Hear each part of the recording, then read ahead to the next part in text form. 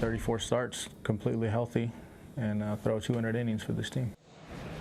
If you believe Ricky Nolasco's first 2 years with the Twins were forgettable, that's exactly what he hopes to do. Forget all about the last 2 years and start anew in 2016. And with that in mind today, his first start of the new season in the series finale here in Kansas City.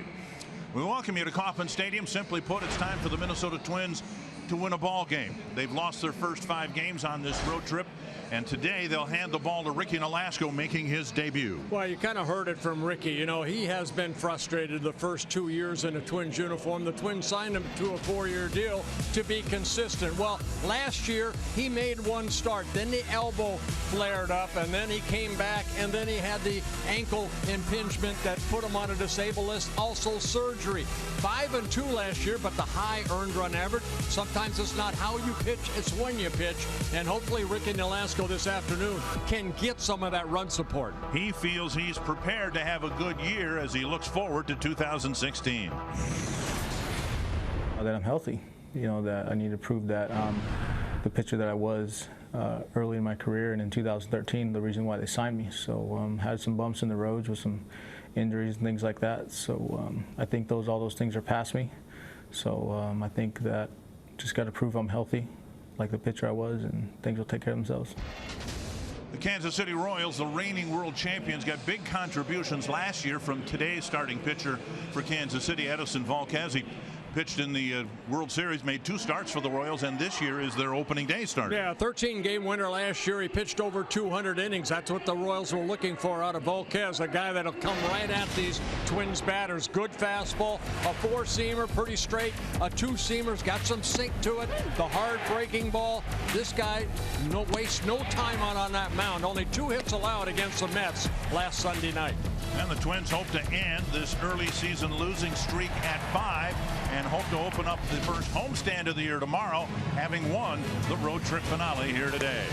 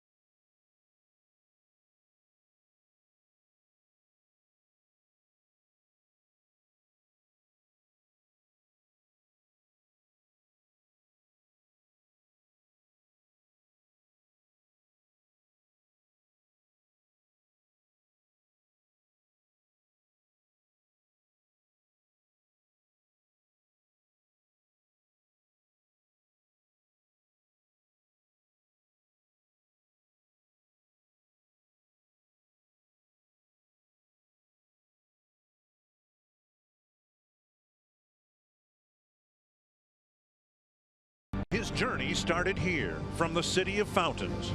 Fast forward 9 months, and he's flooded the league with his talent, owning the 60 feet 6 inches between rubber and result.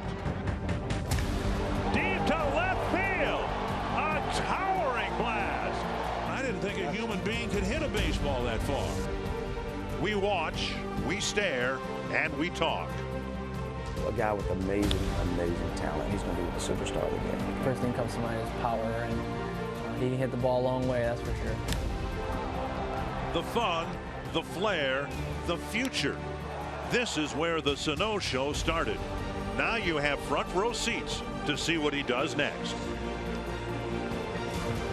And I think everyone understood that there'd be some ups and downs with the young outfield the Twins were putting out there this year. Sano, Buxton, and Rosario, and unfortunately all three of those young players having a tough time getting out of the blocks. You know, Dick, sometimes a guy like Sano that had such a successful year last year with the 18 home runs and drove in some big runs, sometimes, you know, when your team is struggling like the Twins are, you find out what type of individual you have. Sano doesn't have an extra base hit yet. He doesn't have, you know, a home run. He hasn't driven in a run, but needs to relax and realize that he can't carry this club all on his shoulders. It's got to be a team effort. Menard batting order for the Twins. Brian Dozier leading off. Eddie Rosario jumping up into the 2-hole. Joe Mauer hitting third as the designated hitter. Then Sano, Park at first base. Escobar. Eduardo Nunez will make his first start of the year. John Ryan Murphy's second start of the year, and Byron Buxton, who entered the game in the middle of the game yesterday when Danny Santana got hurt, back in the starting lineup today. And on the mound for the Kansas City Royals, it'll be Edison Volquez making his second start. Now, he was the opening day starter here on last Sunday against the New York Mets. Ended up winning that ball game 4-3, 6 shutout innings. We showed you in the open. Only 2 hits allowed. A guy that will come right at you. He's in his second season with the Royals, signing a 2-year plus contract with the Royals last winter, or a couple winters ago. Northland Ford defense for the Kansas City Royals. Same outfield as last night, same infield as last night, with the exception of Christian Colon in at second base. Takes an act of Congress to get Sal Perez out from behind the plate. And this afternoon, John Hirschbeck will get the plate. Bill Welke at first, Vic Carapazza at second, DJ Rayburn at third. Brian Dozier off to a slow start this year. Had a good ball game here on Friday night. Hoping to get things started for the Twins. First pitch, whacked foul. One strike. Brian Dozier in Baltimore 0 for 11, but so far in the first 2 ball games, he's been able to get on base 6 times already in this series with 3 hits and 3 walks. He was on base 4 times on Friday night, and that's what you want your leadoff hitter to do. So Brian doing a better job of it than he did in Baltimore. Popped up behind second base. Coming in a few steps. Kane, Colon calling for it. Kane calls him off. 1 down. And that'll bring up Eddie Rosario.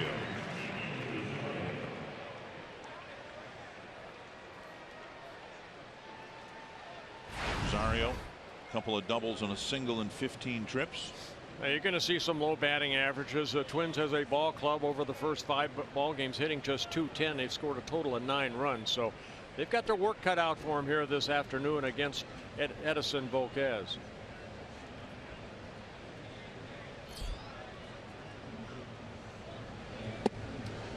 Tailing fastball and a swing and a miss.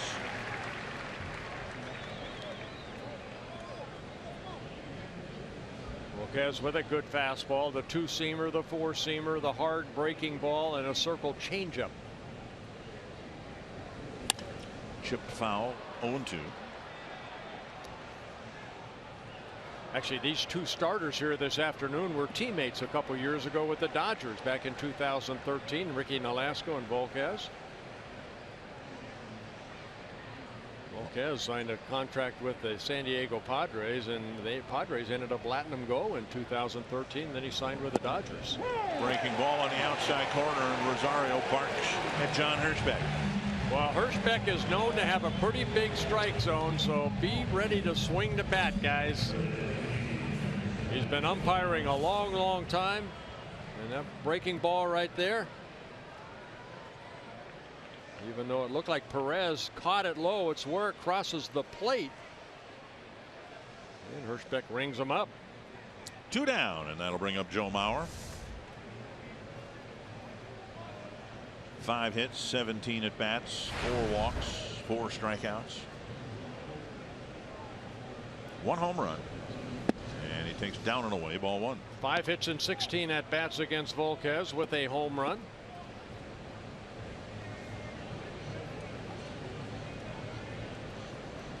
Volquez making his 6th career start against the Twins. And a fastball on the outside corner. He made 4 starts against the Twins last year and came in relief late in the season against the Twins when they were preparing for postseason. Total numbers last year: 3-1 against the Twins with an ERA of 2.05. 30 2/3 innings, only 22 hits allowed with 24 strikeouts. Off the plate. And it's 2-1. With all the preliminary rounds before the World Series, who starts game 1 of a World Series is purely by chance now. It's where the prior series finishes in terms of your rotation. Yet it was Volquez who got the World Series start in game 1 for the Royals. Lash to center field, and Mauer stings a single. Bobbled out there in center, and Mauer takes a big turn, but he'll hold up. Even when the Royals make a mistake in the field, it doesn't seem to cost them a base. Yeah, they have yet to commit an error, the Kansas City Royals, in their first 4 games. Today's Cold Hard Facts brought to you by Clean, Crisp, Coors Light. The Twins' offensive numbers unsightly. Look at the batting average with runners in scoring position. There are only 30 teams in Major League Baseball. And none of those numbers would surprise you, I wouldn't imagine, if you've watched it all on this first road trip. The 58 strikeouts. Sano, 8 strikeouts and 15 at bats.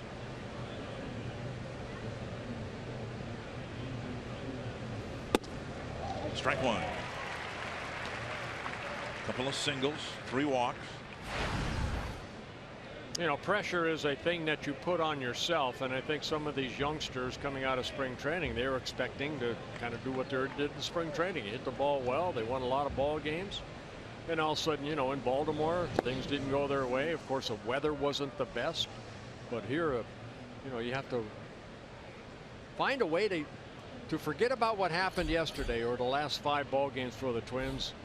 Make sure that when that pitch is a hanger or it's something hittable, that you get good wood on it. And it's something the Twins have not really squared up a lot of good pitches to drive the ball. Tapped foul, and it's 1-2. Change up there. You know, last night's game was just an ugly game. Twins didn't even score a run. The first 4 games, you don't expect to start the season losing 4 straight 1-run and 2-run games. And yet that's exactly what happened. And then last night's game just got out of hand in the middle innings.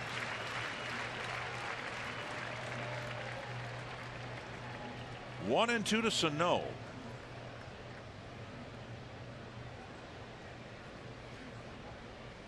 See what Perez sets up, outer half of the plate.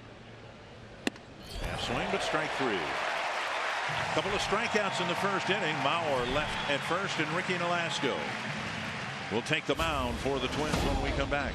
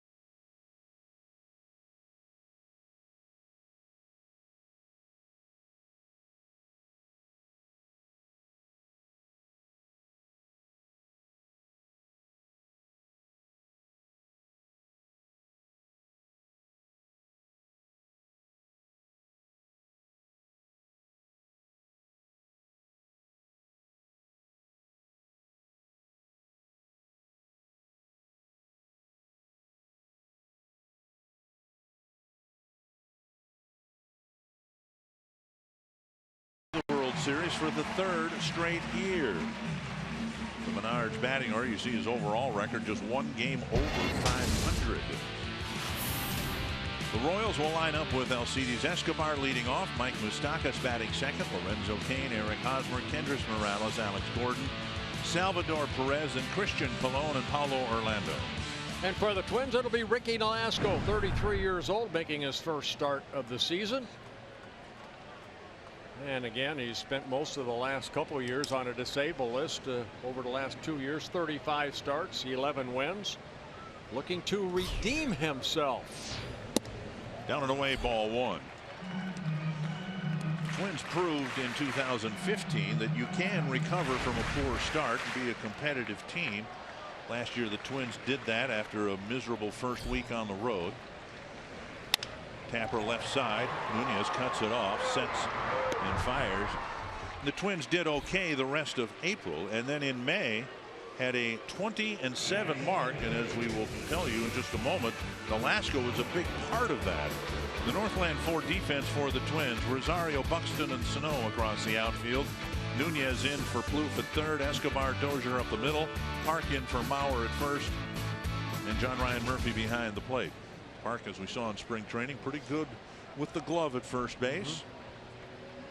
Nolasco, in the month of May last year, a big part of the Twins' 20-7 mark. He made 6 starts in the month of May.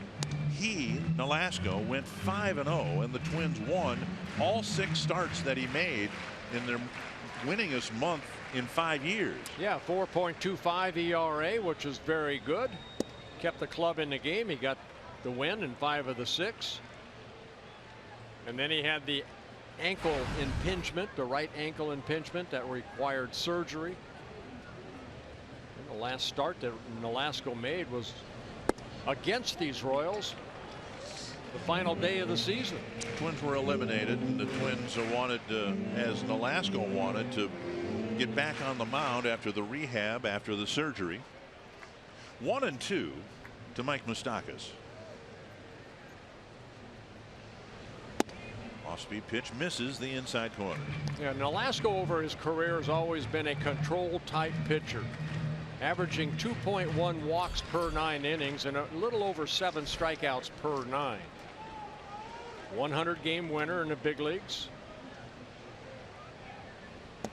Breaking ball, and Moustakas swings over the top, 2 down. And that's his strikeout pitch. Again, averaging just over 7 strikeouts in his career. That's covered almost 50, a little over 1,500 innings pitched. So good breaking ball down underneath that swing. Remember in last night's ball game, Moustakas got a fastball just a little bit higher where left-handers like it, and he hit the home run. That one underneath that swing where you can pick up a lot of strikeouts. I can attest to that. Here's Lorenzo Cain.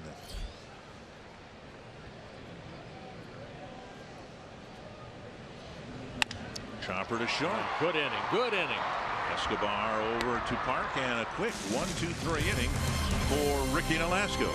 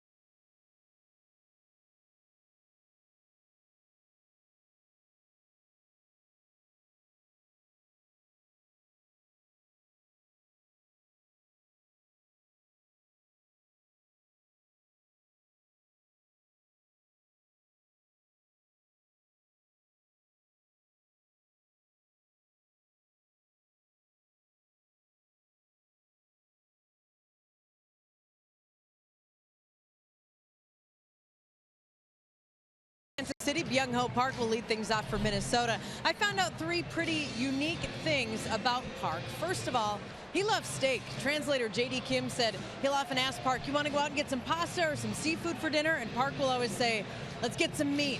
It's always steak for him. Eduardo Escobar is teaching him a little Spanish, teaching him to say, Escobi, my brother, in Spanish. And Park watched 2 episodes of The Bachelor at Phil Hughes' house. And Phil said Park understood the show, but he didn't understand why it's a show. And I don't imagine, Dick and Bert, that's all too different from a lot of Americans. Very, very good. Thank you, Marty. You know, the Twins roster did a great job embracing Park as soon as he showed up in spring training, trying to get him to feel comfortable in this country with his new team. Swing and a miss, and it's 1-1. And that's the biggest hurdle, I would think, for any of these players to come from wherever they are from to get comfortable here. No, I agree. I agree. You know, you come from a foreign country like Korea, and you know, you've had success there. He knows this is going to be tough. But you also want to feel welcome when you walk in that clubhouse, because you're taking somebody's job, basically. And then, you know, you have teammates that make you feel welcome. Not a better feeling. 1-2 to Park, leading off the second. And a bouncer wide of third. The game is a little different in Korea.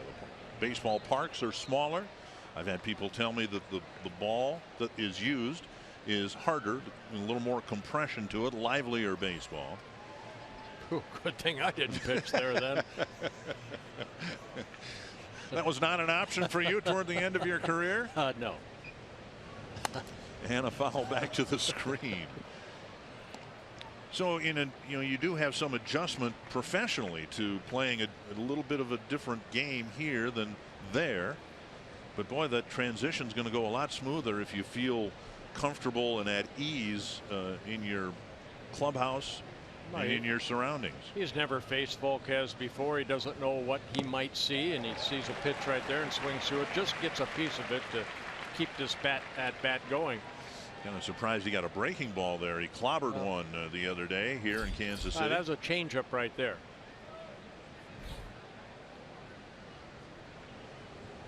So as you know, Perez and the Royals get to know Park. Park needs to get to know the pitching staff of the Royals, what their tendencies are. Just missing the outside corner. 2-2. You can look at all the film you want. I know Park has, but it's not like what he's doing right now. Is in that batter's box facing Volquez for the first time. What will he throw on a 2-2 pitch here? Just missed with a fastball down and away. Perez now sitting inside. And another bouncer foul.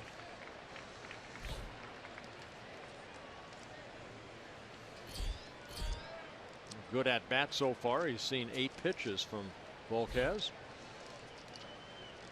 Volquez needed only 13 pitches to get through the first inning.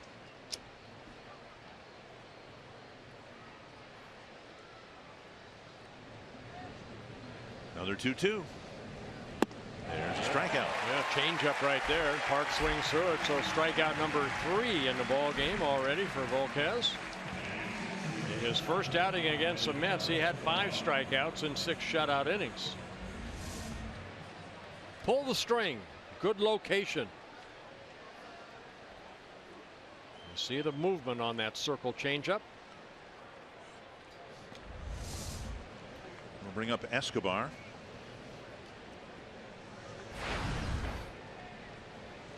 Leading the team with 8 hits. 4 doubles and 4 singles. Popped up behind third. Long run, and Gordon well, he makes a catch up in foul territory, and a quick second out here in the second inning. And that'll bring up Eduardo Nunez.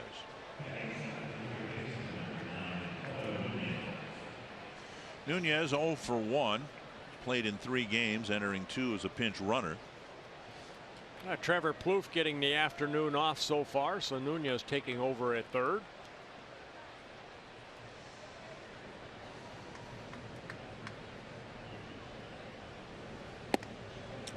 Fastball over the inside corner.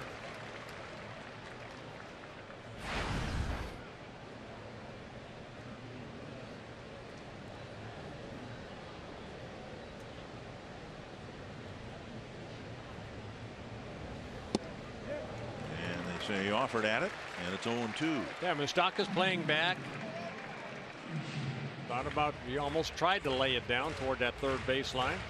Now with 2 strikes, Moustakas stays where he's at. Nunez hit .282 last year in 72 ball games.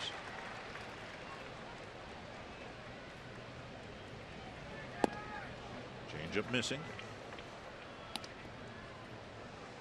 Twins finished 12 games behind the Royals last year, but in second place in the American League Central.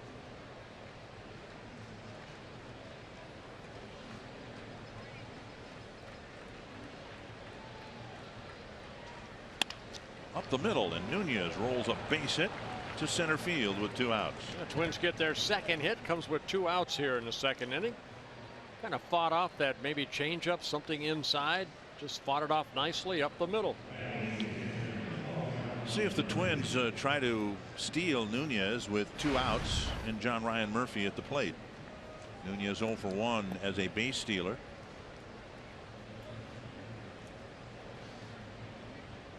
Murphy a hit, a double in 3 trips in his other start in Baltimore. Twins know full well about Perez's prowess behind the plate and throwing out runners, either the base they're trying to get to or the base they're trying to get back from or back to. At the knees, a strike.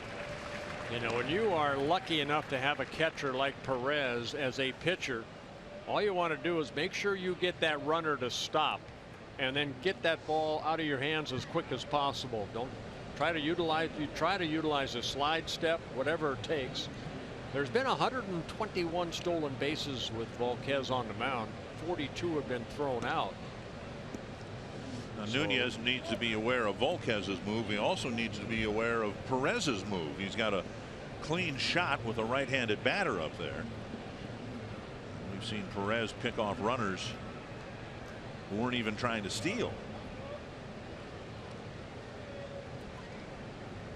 1 strike.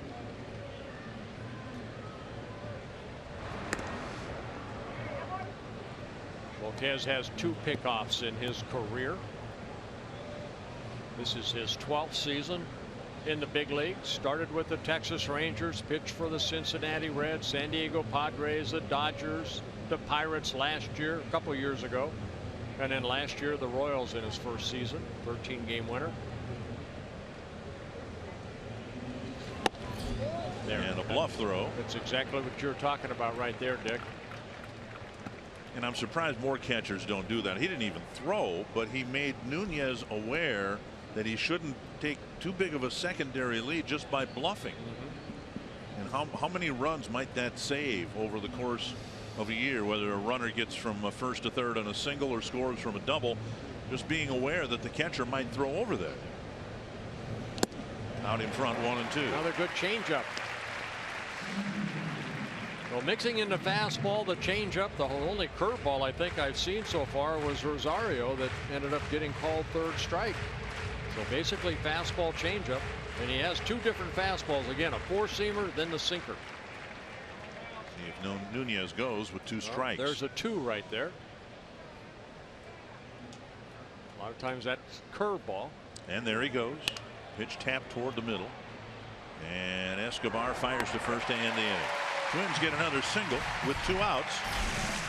No score after an inning and a half.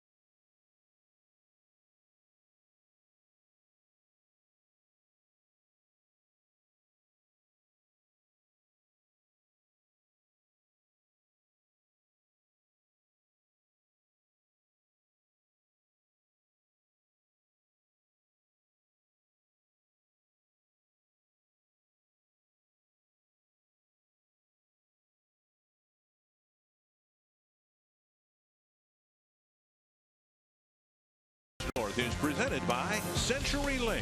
Switch to CenturyLink Prism TV for an advanced TV experience. Learn more at cprismtv.com. No score as we go to the bottom of the second inning. Twins are struggling to score runs, facing a good pitching staff here in Kansas City. Ricky Nolasco, after an 8-pitch 1-2-3 first, will face Eric Hosmer, and he delivers ball one. Hosmer, Morales, and Gordon in the Kansas City second.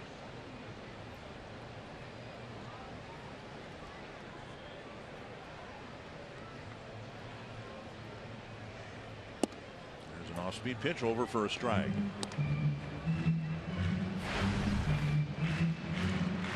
There was some doubt that Nolasco would even be in the Twins starting rotation this year. The assumption was Tyler Duffy, who pitched so well for the Twins in the last 2 months of 2015, would be in the rotation. And then you do the math. Well, Malone, a lefty, he's probably in there, and then the front three, Santana, Hughes, and Gibson, and it looked like Nolasco might be the odd man out. Well, Twins, still owe him for this year and next year, and they're hoping he'd be healthy. Deep to left center field, and right there to catch it is Rosario, one away. Carsoup.com trivia question. With a slow zoom into Ned Yost. Since 2014, which teams have a better record than the Royals?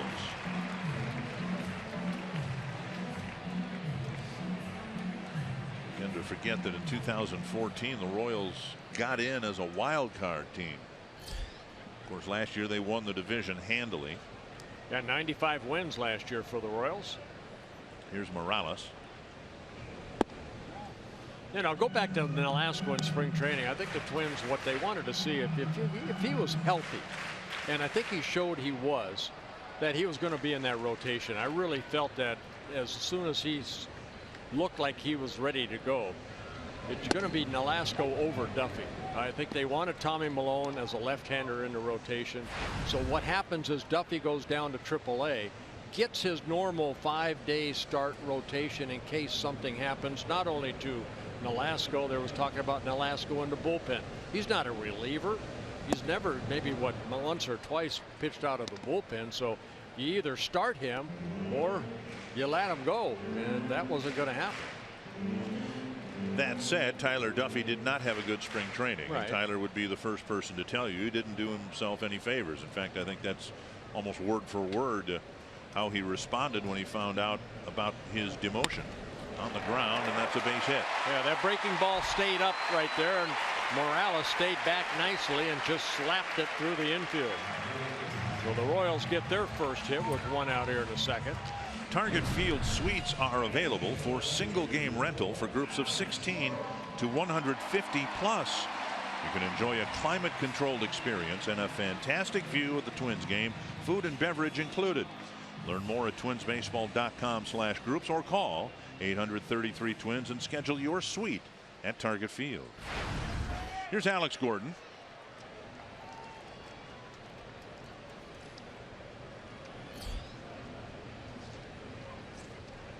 Gordon starting his 10th season here with the Kansas City Royals, their former #1 pick back in 2005 out of the University of Nebraska. Re-signed with the Royals. He was a free agent. Re-signed back on January 6th to a 4-year contract plus an option year for 2020. Missing inside, and we talked about it the other night. I said, as a baseball fan, I was glad that he re-signed with Kansas City. This market had some terrible baseball for a long time, and Gordon was a part of that, was part of the renaissance here. Fouled back. And it hurts the fans when someone who has been a part of both the failure and the success just leaves, or in the case of Tom Bernansky, is traded. Tom Bernansky was a big part of that '87 group, but he's also a big part of the '82 team that lost over 100 ball games. It's nice to have guys who you can enjoy success with Whoa, that ball getting away. That ball wasn't even close to where John Ryan Murphy wanted that pitch. Wild pitch getting Morales to second base. 2-2. Watch Murphy setting away, and the ball ends up almost hitting Gordon's right foot. And then ricocheted toward the backstop, allows Morales to move into scoring position. Sort of a back foot slider. That was almost a front foot slider. 2-2.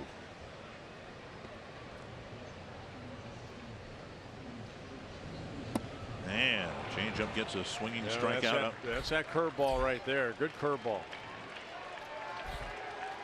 Second strikeout. See the break, straight down. He's got a couple different type of curveballs. He'll throw a bigger curveball, then he'll tighten it up almost like a hard slider, but that pitch goes straight down. Here's Perez.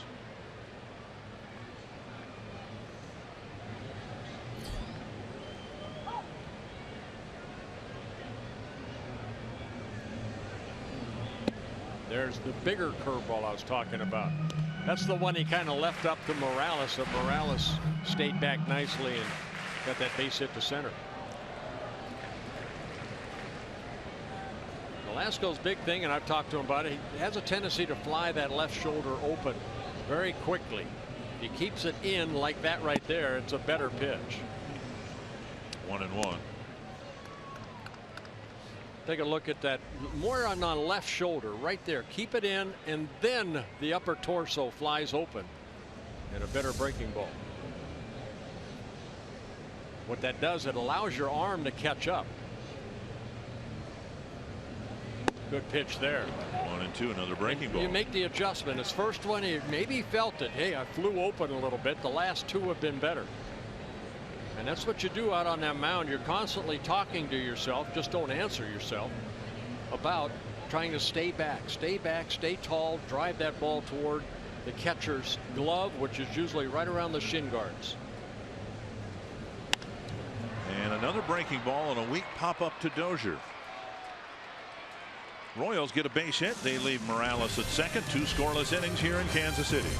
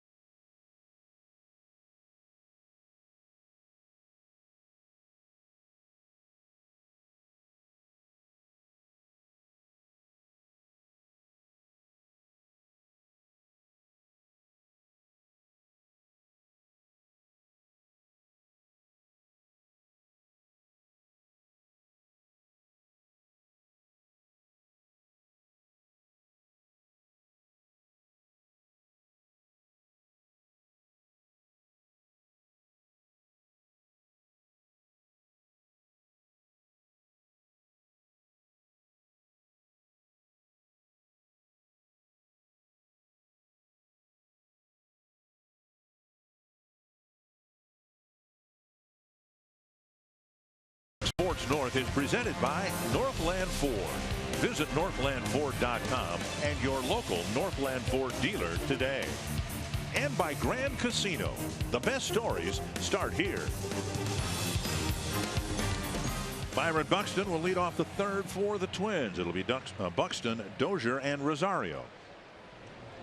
Facing Edison Volquez. Twins with a couple of singles. They both come with 2 outs in an inning. Mauer in the first and Nunez in the second.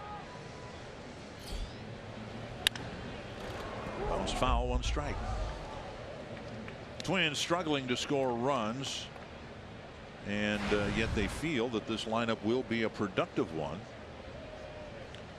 Witness the San Diego Padres. They were shut out in their first 3 games of the season.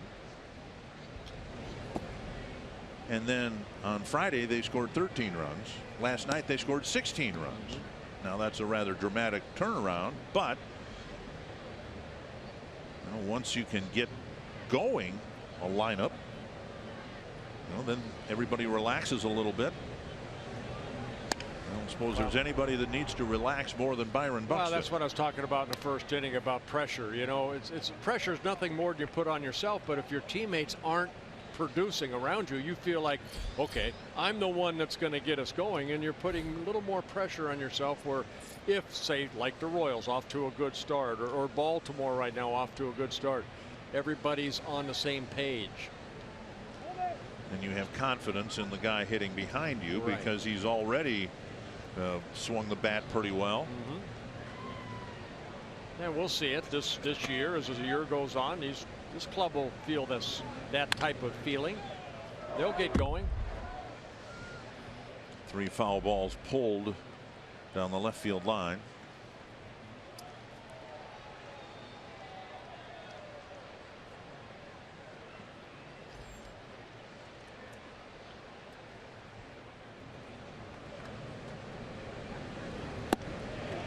The 11th strikeout in 16 at bats. And strikeout number 4 in the ball game for Volquez. Twins fans, if you can't watch the games on TV, you can now stream games live on your mobile device. Go to your app store and download the free Fox Sports Go app. Log in and stream the Twins wherever you go. And that's what we've seen from Buxton and a lot of the hitters. They missed that first fastball. He got a fastball the first pitch, hit it foul, and then it's like, okay, now I start feeling for it, and then Volquez drops a pretty good curveball for strike 3. Be ready to hit that fastball. Ball 1 to Dozier.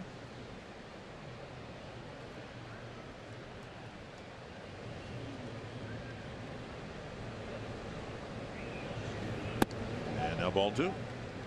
Hey, we want to congratulate the University of North Dakota winning its 8th NCAA men's hockey championship last night.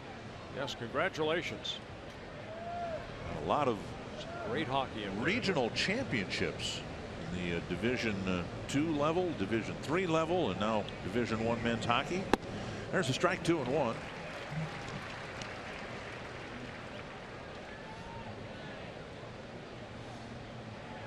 Dozier with a pop fly to short center field his first time up. Yeah, Volquez doing a good job of keeping the ball down in the strike zone. We saw that from Kennedy last night. Working that ball down. Perez giving him a good low target. Fouled back, 2-2.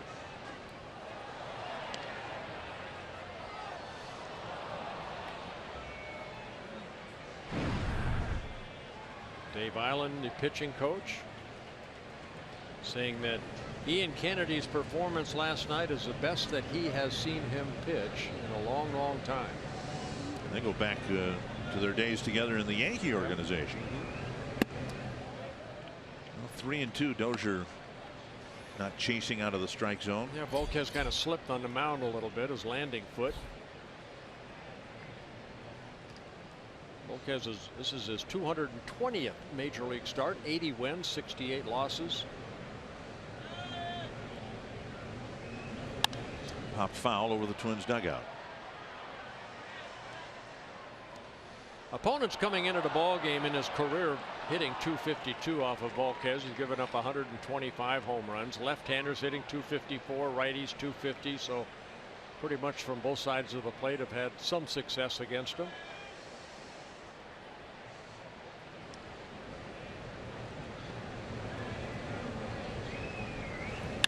Popped up, this time to short left. Yeah, Brian a little frustrated right there. Got underneath that pitch for the second time in this ball game. 2 down. That'll bring up Eddie Rosario. Royals signed Volquez to a 2-year deal. The teams have a mutual option after this year. And he pitched over 200 innings, just marginally, 200 1/3 innings for the first time in his big league career. We talked last night about how you sometimes need to factor in the designated hitter when you get a National League pitcher like Ian Kennedy, principally in the National League. Twins have tried it with Pelfrey, Correa, Nolasco, and others and haven't had very good results. But no problem with Volquez last year. He pitched over 1,000 innings in the National League, jumped over to the American League, and pitched very well for Kansas City. It's funny how that table has come down, that if you can get 3 or 4 guys on your squad and your starting staff to pitch 200 innings, that's considered, you know, kind of the mark right now. Just give me 200 innings. They really need that, they think, here in Kansas City, because they have worked their bullpen over the last couple of years. It's been a very good bullpen. Foul back, and it's 1-2. But they're counting on Kennedy to do what he did last night. And they're counting on Volquez to continue to go 6, 7, maybe occasionally 8 innings. Yeah, he has 220 career starts now. He has 3 complete games, 1 shutout in his career, and that came back in 2012 when he was with the Padres. Rosario got a piece. So the mindset, of course, the National League, you're going to maybe get pinched hit for late in the ball game, but in the American League, you have an opportunity to go 7 or 8 because you don't have to bat. And Volquez, I don't know if he's got an issue. I think Perez took one off somewhere and kind of took a little stroll.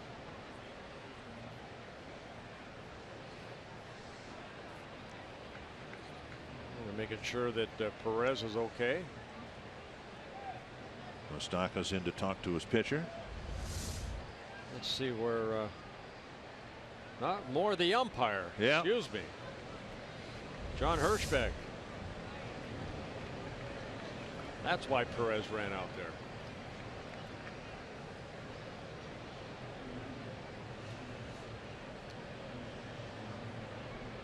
One and 2. Volquez to Rosario. Sitting inside. Fly ball center field. And Kane back now in a couple of steps. And a 1-2-3 third inning for Edinson Volquez.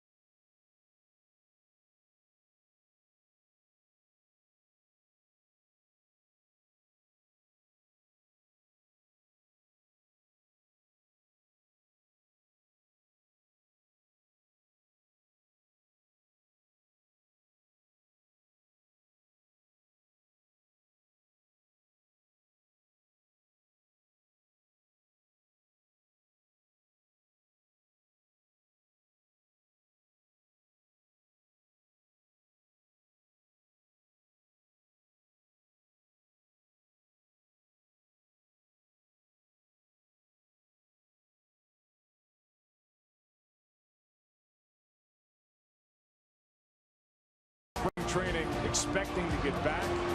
Now they came in expecting to win. The 1-2 again. Inside corner. The Royals, 2015 World Champions.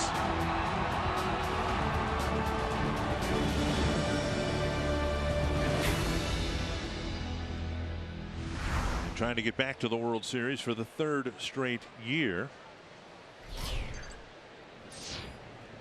Bottom of the third, Christian Colon will lead things off, then Paulo Orlando and Alcides Escobar. There's strike one from Ricky Nolasco. Yeah, Colon getting his first at bat here in Game 5 for the Royals. Last year when Infante was out toward the end of the year, it was Colon who took over at second base, and then they ended up bringing in Zobrist. Always a pretty good hitter. Young man out of Southern California, went to Cal State Fullerton, #1 pick by the Royals back in 2010. Hit .290 last year in 43 games.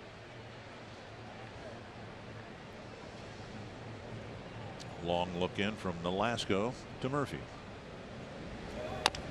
A little number, and Nolasco has time to make the play one away. Our Toyota key stat talking about the American League Central the last 14 years, of course, starting in 2002. Twins have 6 division titles, those coming in a span of 9 years, and the Tigers had a run. The White Sox won it all in 2005. The Indians with 1, and the Royals, even though they've been to the World Series back-to-back years, as we said, the first year 2 years ago was as a wild card team. Well, we talked about it in spring training, Dick, some of the games that we did about the American League Central Division, that, you know, Detroit went out and spent some money, and they're off to a pretty good start, along with Chicago White Sox, and Cleveland's always tough. And then the Twins, I'm sure, are going to improve and get back in the race. Paulo Orlando takes a pitch just off the plate, ball 1.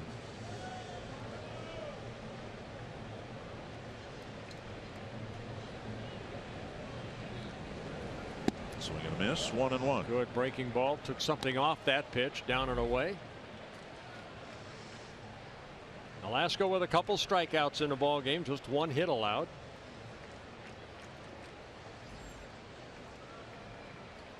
Orlando, good night last night in his first Royals debut this year. 3 hits, all singles. Watch out. 73 miles per hour, and it just kind of slipped out of his hand high. 2-1.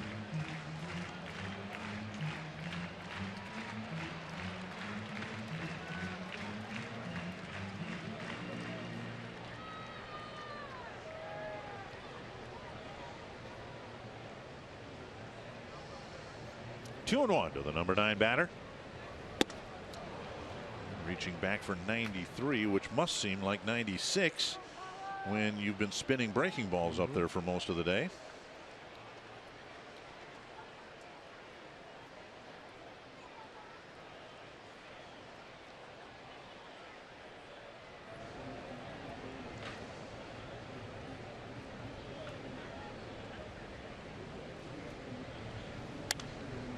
It's a foul ball. It'll reach the seats.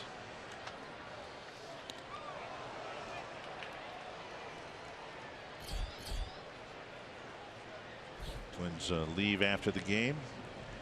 Have a mid-afternoon home opener tomorrow against the Chicago White Sox, who were rained out today. Rained out, frozen out, snowed out, whatever it was in Chicago. The Indians and White Sox had their game postponed.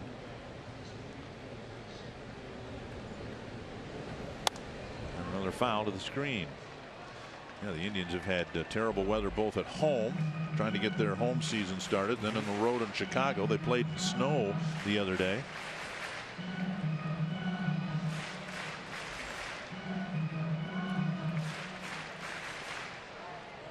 Orlando battling Nolasco.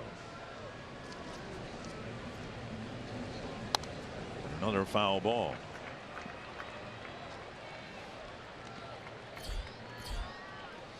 7 pitches so far in this at bat.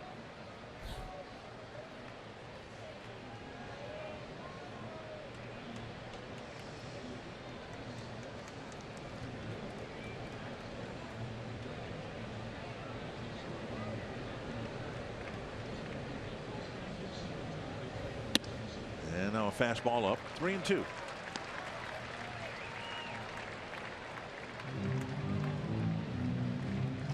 Well, last thing you want to do is walk Orlando right here, so you got to throw something over the plate, make him swing the bat.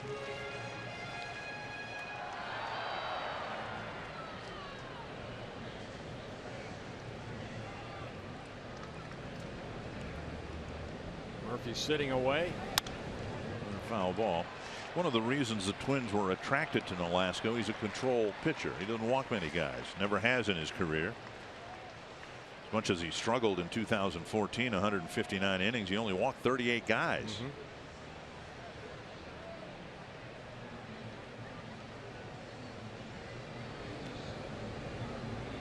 Another 3-2.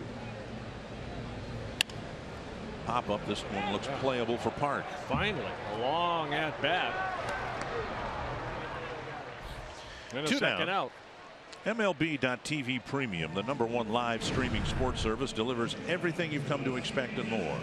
Watch every out-of-market game live in HD on over 400 supported devices. It includes a free subscription to @Bat Premium, the #1 app for live baseball. Blackout and other restrictions apply. Visit MLB.TV for details. 2 down, and now Alcides Escobar.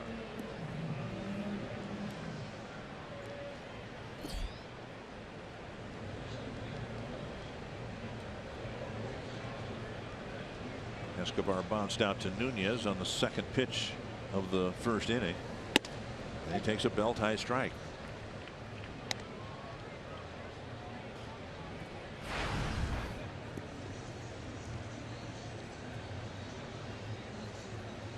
Pretty good trade that the Royals made with the Milwaukee Brewers back in 2010 over the winter, trading Zach Greinke and getting Escobar and Kane from the Brewers. 3 good innings for Ricky Nolasco on just 40 pitches.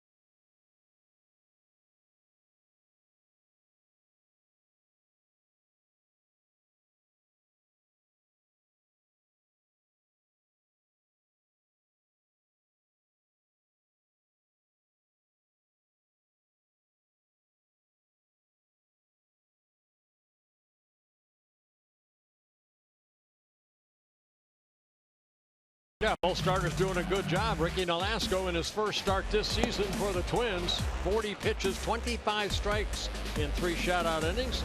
And Edinson Volquez 4 strikeouts. He's allowed a couple singles to the Twins.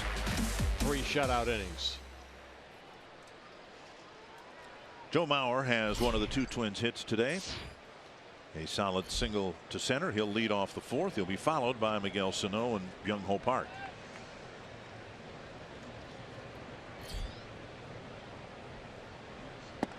On the outside corner, Joe hitting .333, slugging .500. On base percentage plus slugging of .935.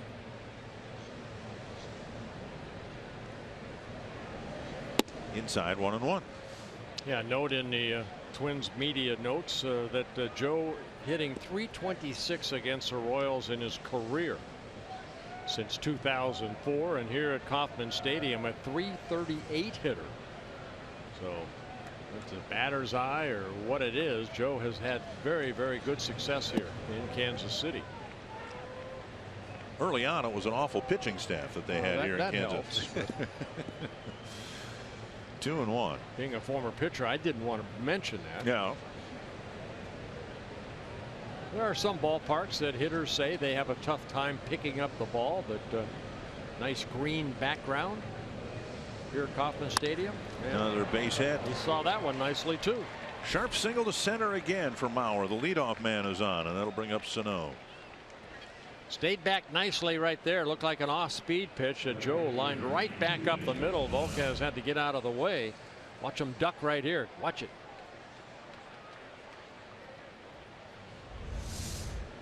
Sano on a check swing, struck out in the first inning.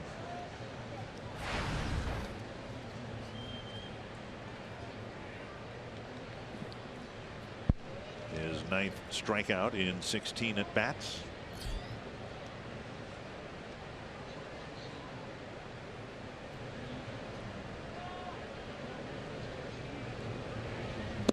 At some point, and it might be today, the Twins will win a ball game, and these young hitters who a year ago weren't even with the club, at least that's the hope.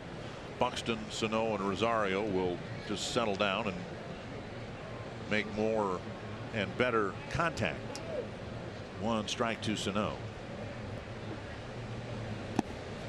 And Perez blocks it. Mauer stays put.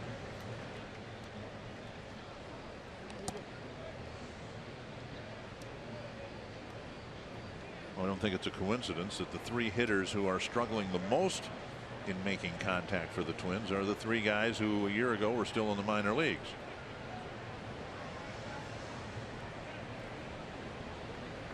Every at-bat is a challenge. No matter if you're Joe Mauer or if you're Miguel Sano.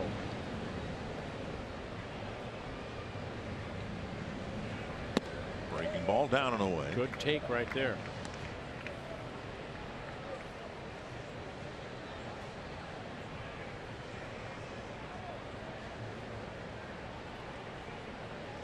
Park on deck. Hit what we thought was a huge home run here on Friday. Hoping to do some damage here in the 4th inning. 3-1. No walks for either starter yet in this ball game. You would think that Sano would get a pitch here that maybe he can just square up nicely. And to his credit, he's done a nice job laying off some pitches that aren't strikes. And to your point earlier, if he gets something to hit here, it's his job to hit it hard someplace. Perez working sitting outer half of the plate. Boy. 3-2. That's what we saw last night too. Kennedy, when he fell behind or anything, that next pitch was down in the zone, not, you know, belt high, lower part of the strike zone. More apt to hit that ball into the ground if you make contact with it at all if you swing. Really good 3-1 pitch. And then a strikeout on a breaking ball. I think he pulled the string right there. But that is very, very nice comeback right there for Volquez after falling behind 3-1 the fastball. Then he pulls the string, and you can see the downward movement he has on that changeup. And strikeout number 5 for Volquez. Young Ho Park struck out to start the 2nd inning.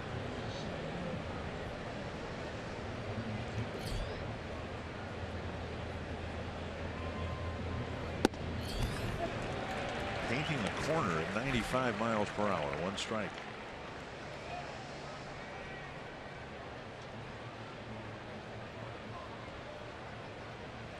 It's not just throwing strikes as Volquez did, falling behind 3-1. It's where the strikes were.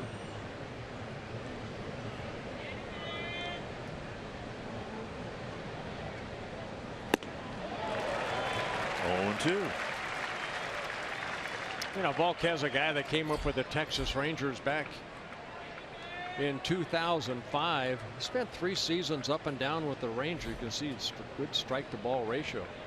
But he was having a tough time with the Rangers. He was 3-10 combined with an ERA at almost 7 after the 2007 season. They traded him to Cincinnati. Next year he had the best year of his career, 17-game winner. Sliced foul. So sometimes you get stuck in an organization and you just can't find your way, and they ended up trading him in 2007 during the winter to Cincinnati. He was 17-6 with a very good 3.21 ERA and 32 starts. A couple more years in Cincinnati and some time with the Padres, Dodgers, and Pirates. 2 strikes to Park. Half swing, think he went. Yep. Too far. Another check swing, another strikeout. 6th for Volquez. 2 away. So again, it's basically been fastball and then the very, very good changeup with a lot of movement. Another changeup. You can see almost the same pitch that struck out Sano. Park unable to hold up, committed. Fox Tracks was presented by Jeep, and now Escobar. Hit a pop fly down the left field line. Gordon hauled it in for the 2nd out of the 2nd inning. Yeah, he jumped on a fastball out over the plate and hit that fly ball down the left field line. First pitch.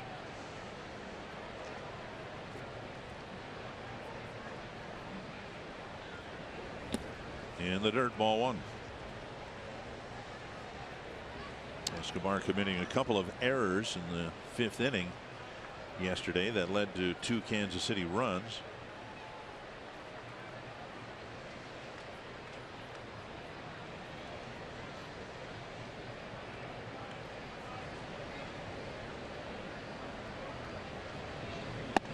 On the outside corner. Again, 94 down and away at the knees.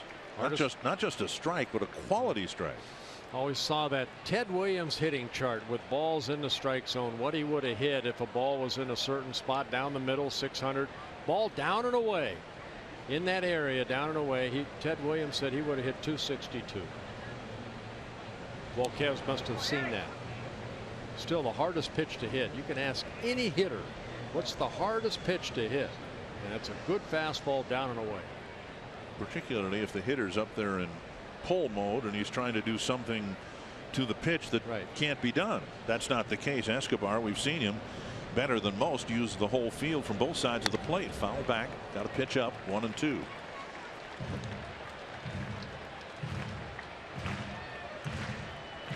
Twins with 3 singles, but for the first time here in the 4th inning, a single with nobody out. And then 2 strikeouts later, Mauer still at first.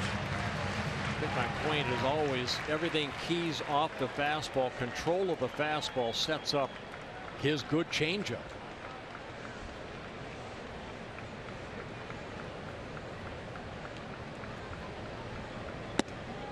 Inside. And maybe that might be the 3rd or 4th curveball he has thrown.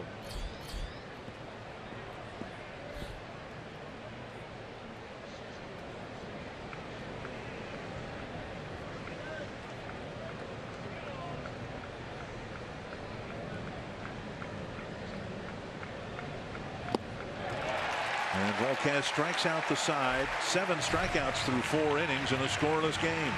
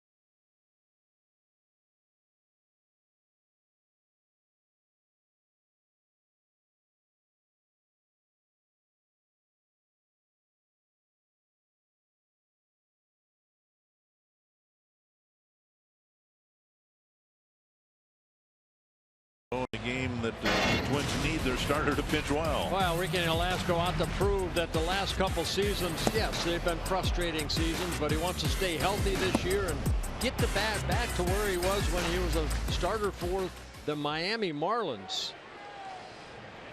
So 3 good innings, 40 pitches, 28 strikes for Nolasco. 2 strikeouts, only 1 hit allowed. Good off-speed pitch for strike 1. Moustakas struck out his first time up. Nolasco has 2 strikeouts. Nothing has been hit well. Hosmer drove the ball a little bit to the gap in left center in the second inning, but Rosario was there to get it. Another off-speed pitch and over for a strike. When you can throw 93, and we've seen Nolasco do that here today. We've seen 73 and then that intermediate 85. You can understand why, if he's healthy and if he can control his stuff, he should be able to get hitters out. To Park will make the play unassisted, 1 down.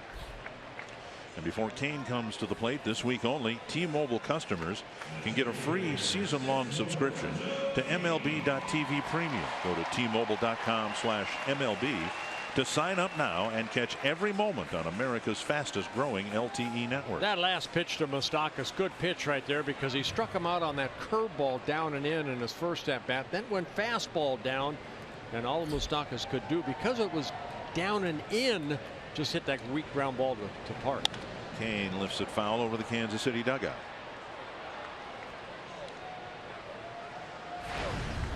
Kane hit a bouncer to short his first time up.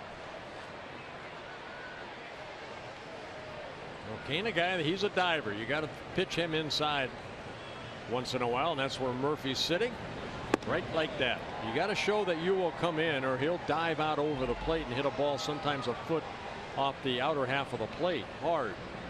Likes to extend those arms.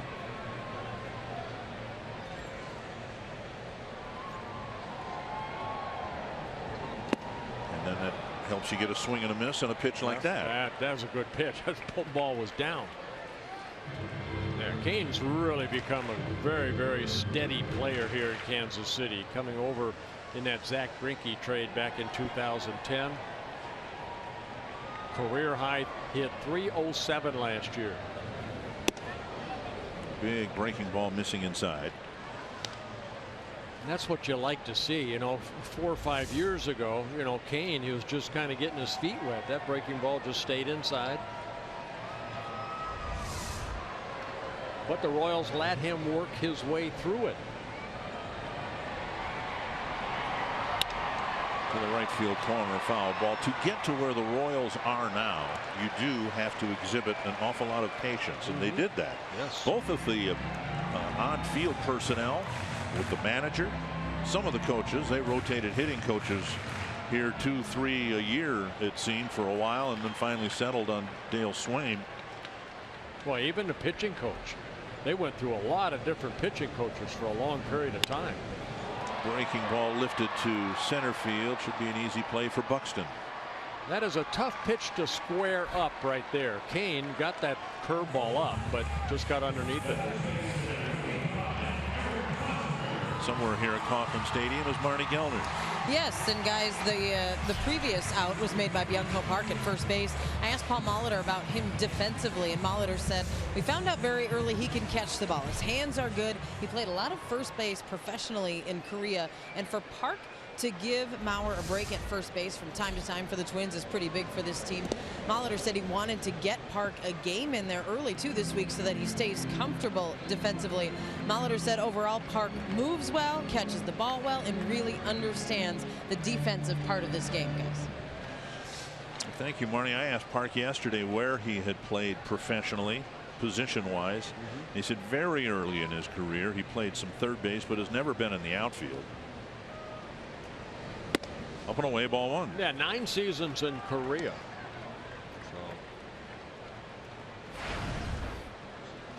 So 2-0 to Hosmer. Hit the liner to left center field. Rosario grabbed it for the first out of the second inning.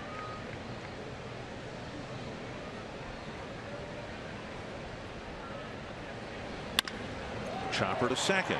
Easy play for Dozier. How about Ricky Nolasco? 4 really good innings, just 1 hit allowed, and 52 pitches thrown.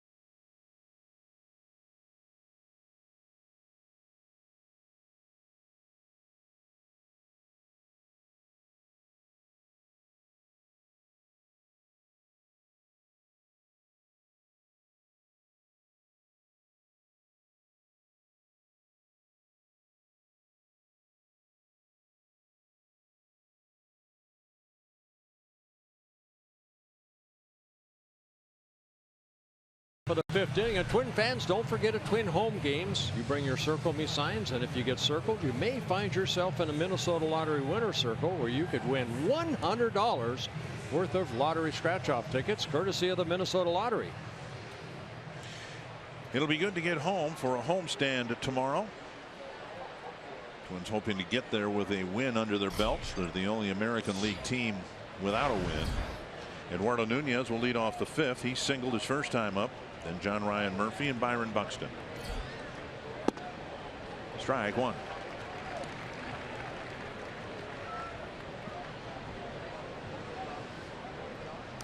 Volquez has faced 16 batters now. He's been able to get strike 1 on 11 of the 16. And Nunez drives one to the gap in right center field. Orlando cuts it off. Nunez, of course, losing his helmet as he approaches first base. He's 2 for 2. Well, both starters have pitched well. For Edison Volquez, 7 strikeouts in the ball game so far. He's mixing in that nice changeup, the fastball. Allowed 4 hits, but they've all been to 2 batters. Joe Mauer a couple hits, and then Eduardo Nunez just picking up his second. Nunez with an opposite field hit, one of the few opposite field hits that the Twins have had this year. Here's John Ryan Murphy.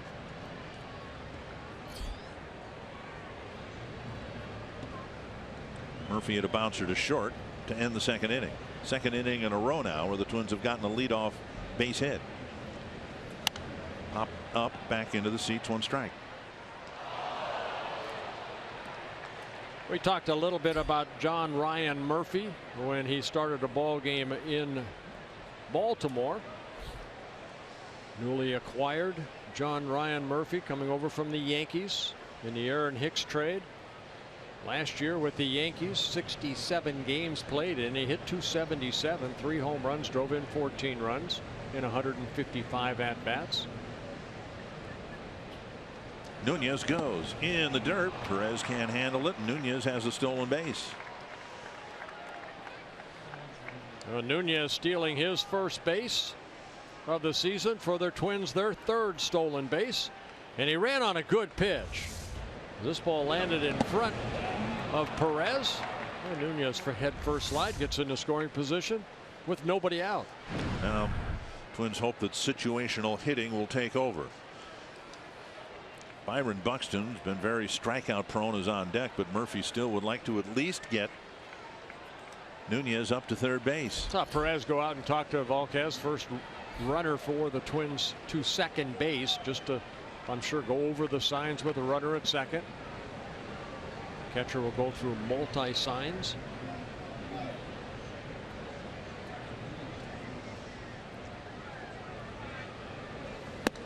Down and away. 2-1. Now, Volk has a slip where he lands. He's kind of kicking that little dirt about 3 or 4 times his landing foot. Had some rain this morning, but the field was covered. Now, we showed you the runners in scoring position so far for the Twins on the season. 3 for 38. 0 for 5 in last night's ball game. 1 for 12 on Friday night. 2-2. So an area they want to improve on.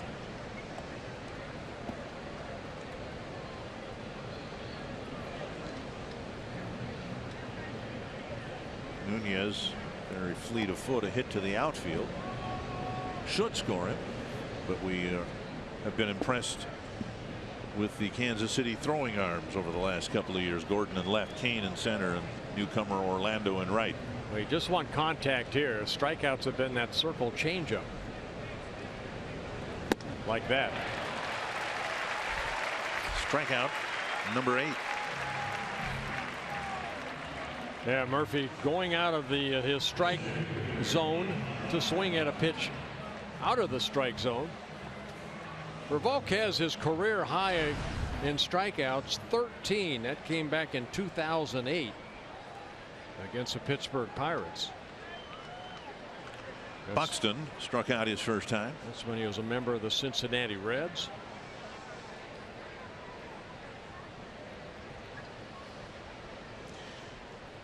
Buxton's had a chronic issue making contact this year, but in his professional career, strikeouts have been part of his game. In the minor leagues, 1 strikeout for every 4 at bats.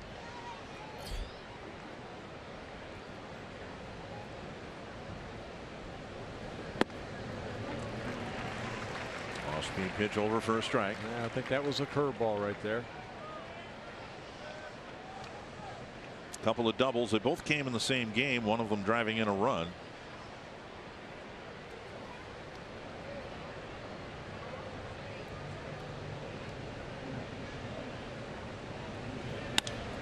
Fly ball, center field. That's hanging in the air for Kane.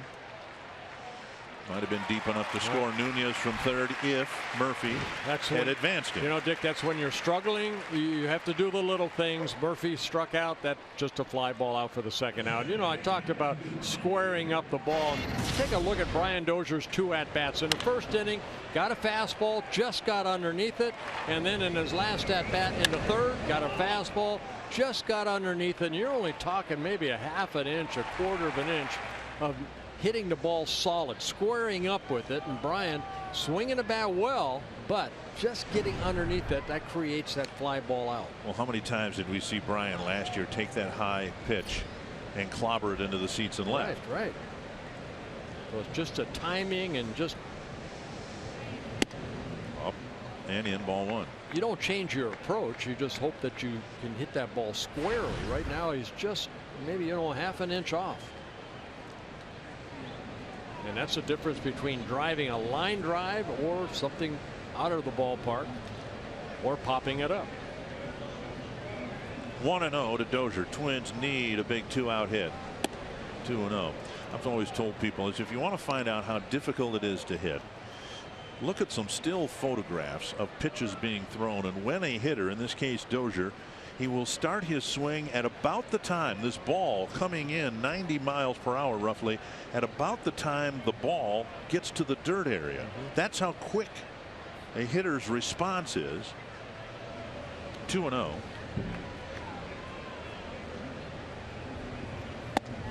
You ever go to a batting cage and put your quarters in and get maybe 10 balls thrown at you, and you go into the one that says 90 miles an hour and you're up there with a helmet and a bat and you swing and you don't even make contact with any of them?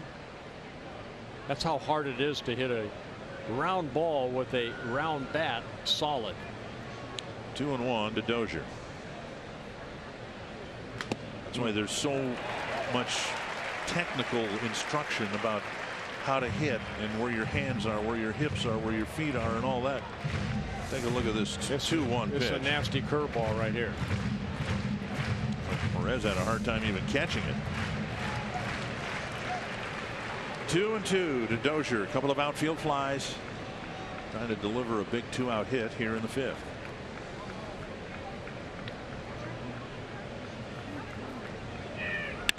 To left field. Gordon over. Makes a tumbling catch.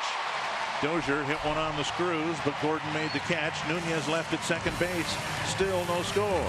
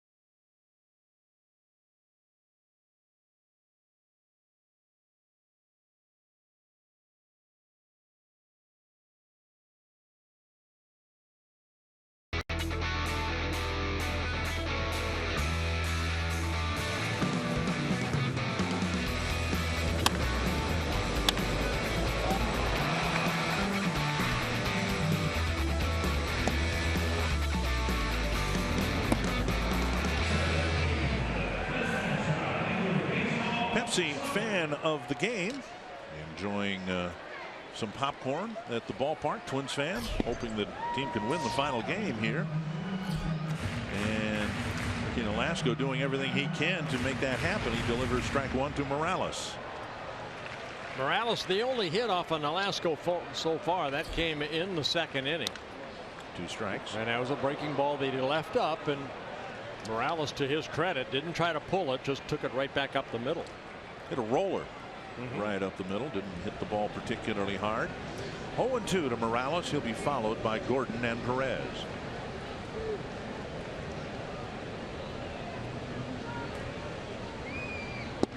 You know, the puzzle was here for the Royals. They lost to the Giants a couple years ago. Then they went out and got Morales. And I'll tell you what, he was a big part of putting that puzzle together. Drove in 106 runs, hit 22 home runs, and hit 290. On the ground, Dozier has plenty of time. 1 down. Car Soup trivia question today involving the Royals and their wonderful record over the last 2 years. Which teams have a better record than the Royals? I'll go with the San Francisco Giants. I was just going to say the Giants. St. Louis, Pittsburgh, and the Dodgers. Okay.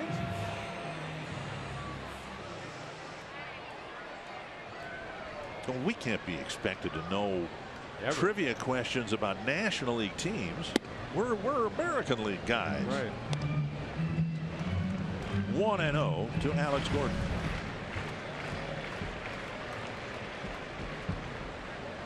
Well, the Dodgers are in California, aren't they? As the Giants are. Right. So we got it right. 1-1.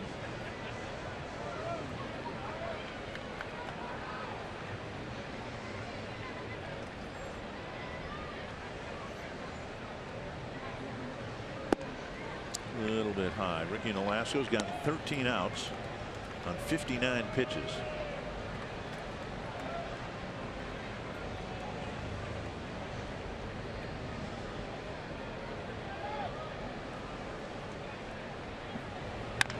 Chop toward first.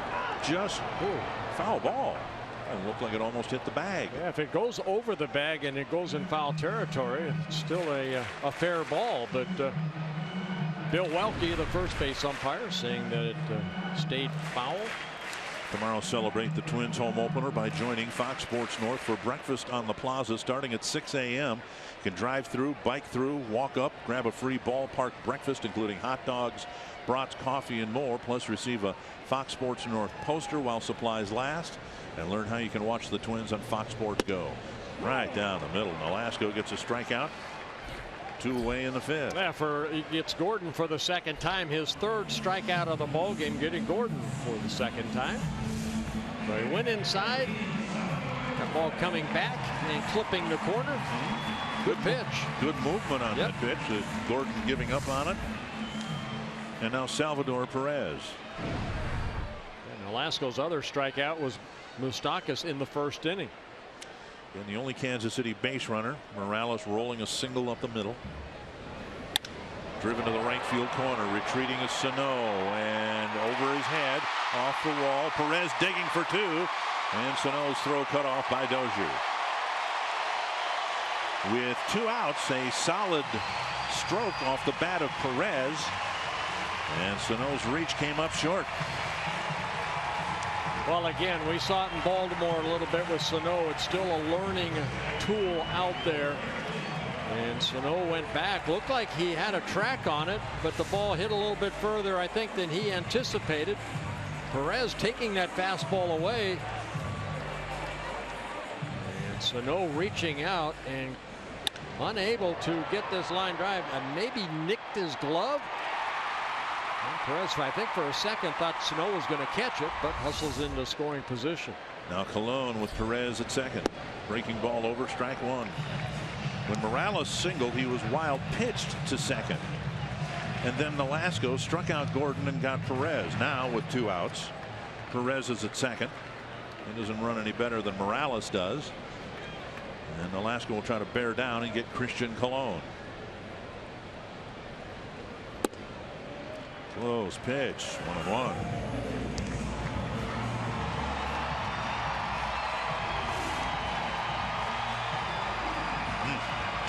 Tighter breaking ball. Yep. Perfect spot. Yes.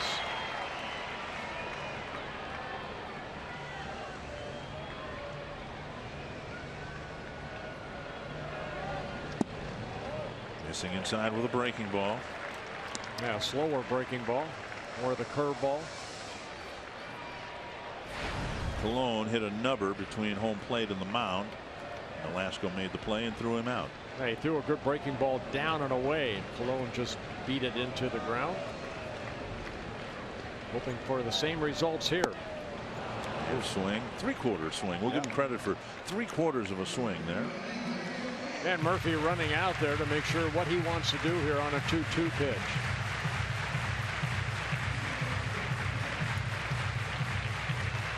All 4 pitches so far have been breaking balls. That hard slider that has that downward plane, and then the big curveball that stayed inside. Boy, you just don't want to make a mistake here the way that Volquez is pitching. Make sure you're on the same page. Fastball hit towards Dozier, gets in front of it, juggles it, throws to first, and makes the play. Nice job by Nolasco again as he pitches another scoreless inning in the 5th.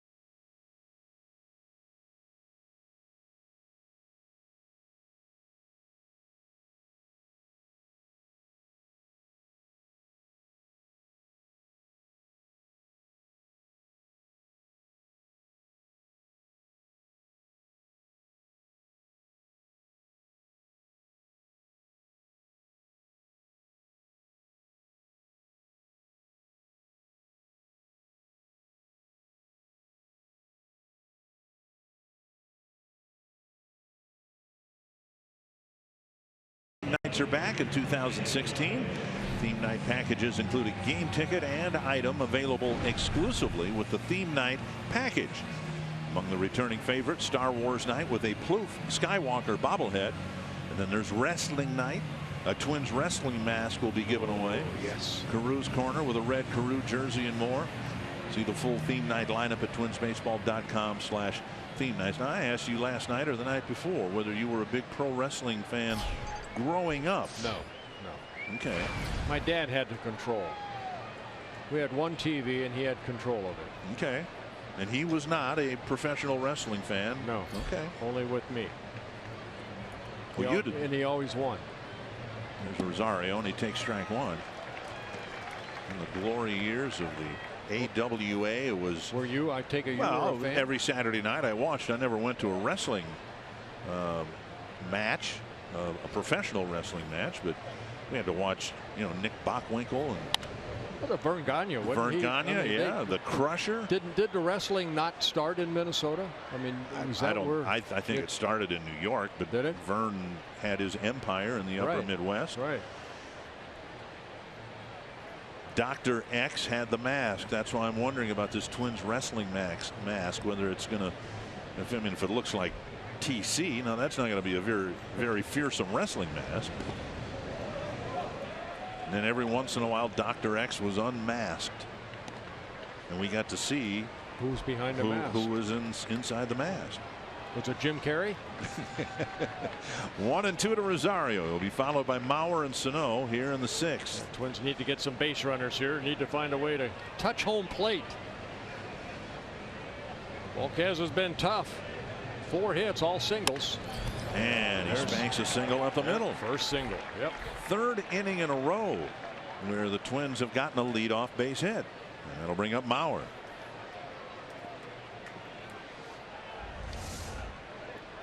Well, ball down and away, and Rosario right back up the middle, right through the wickets. They're behind Volquez in the center field.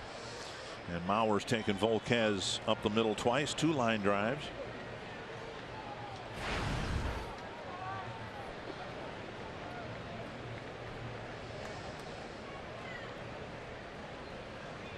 Twins have had a hit in every inning but the 3rd. They've all been singles. The last 3 have come leading off an inning.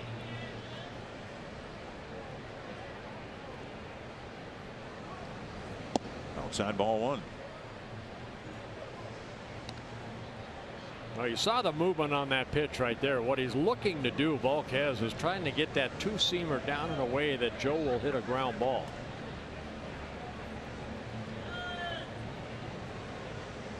I wouldn't be surprised if he tries to come back with it. Watch Perez where he sets up. Sitting again, down and away. And a strike, 1-1. This time he hits his spot.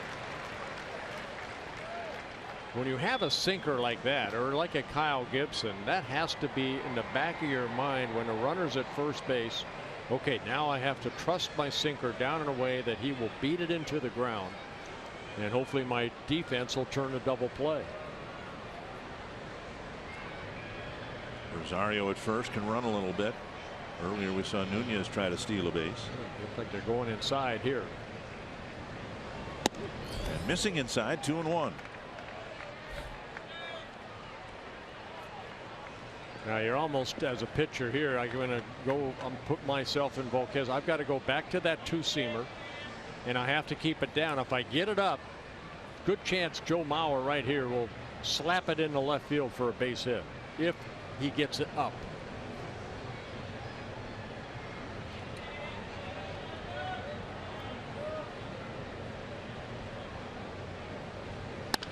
Pulled to the right side off the glove of Hosmer. Mauer will reach it first. And Rosario safe at second. He went with a breaking ball. He got the ground ball, but Hosmer, the 3-time Gold Glove winner, could not get it. Just nicked it. And that allowed Joe Mauer to hustle out of that box and stay out of the out. The curveball. And Hosmer jumping off the bag, reaching for it, deflects off his glove. By the time Colon could get to it, Mauer safe at first.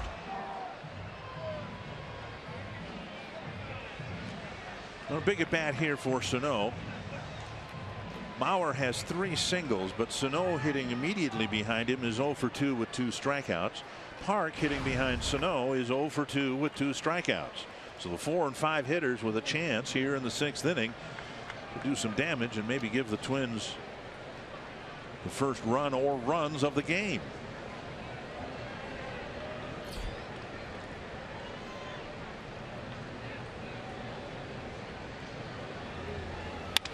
Liner and a base hit to right field. Rosario around third. He'll be waved home. And Sano with an opposite field single puts the Twins up 1-0. There you go. Ready to hit on that first pitch. Sano driving in his first run of the year. Taking that first pitch the other way, which is great to see. As Rosario scores the first run. So ball left up. And Sano not trying to pull that ball, just went with it. And that'll bring out pitching coach Dave Island as Rosario scores. 3 singles. Remembering that Dozier, ending the 5th inning, hit a ball right on the button for the final out of the inning. So the 3rd time through the order, the Twins are having some better swings, consistently stringing some good at bats together against Volquez. And now Park, a full swing strikeout in the 2nd, a check swing strikeout in the 4th.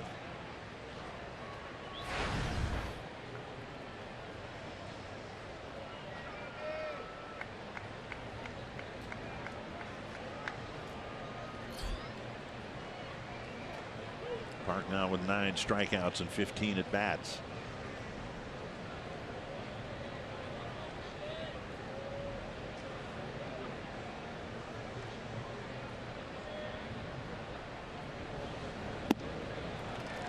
Three-quarter swing on a breaking ball. Definitely looking for something else at last second. Just kind of a bad swing. That run off of Volquez, the first run he's given up this year, had 6 shutout innings against the Mets here on Sunday night.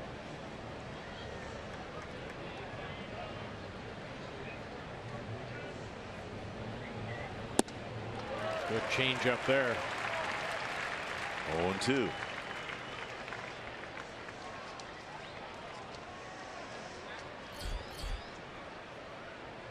Escobar on deck,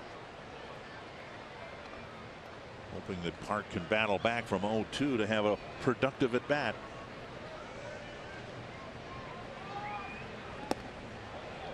Blocked by Perez. Good block by Perez. Such a nice feeling as a pitcher. You know, when you're ahead 0-2, you want to bounce that ball. Hopefully the hitter will chase it, but you also have a catcher that will block it and keep it in front of him. He's a big man, and Yes, he is. he can really do a good job of blocking pitches in the dirt. The great arm we spoke of earlier. 1-2.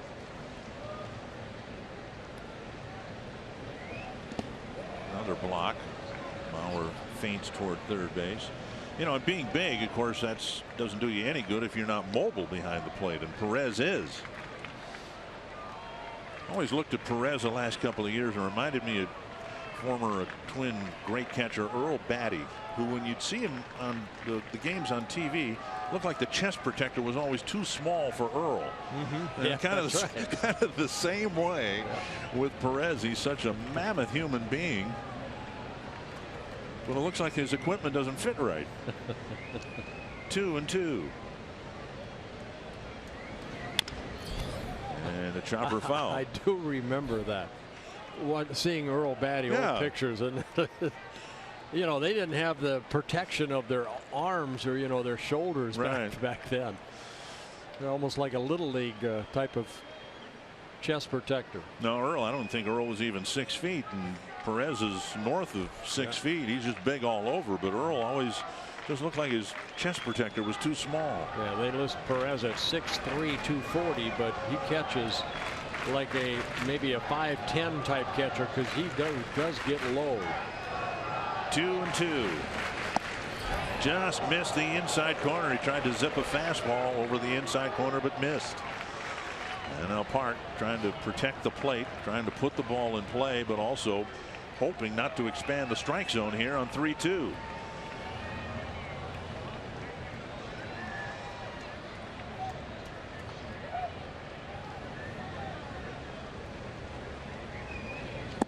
Swung through a breaking ball.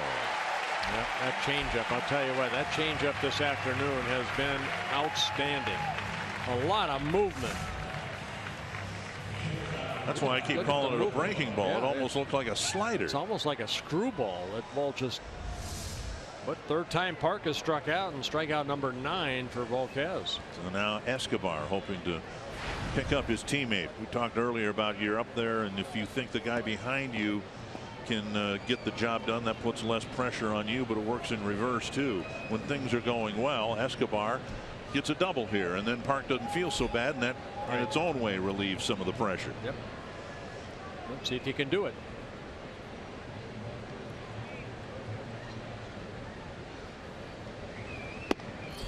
On the outside corner.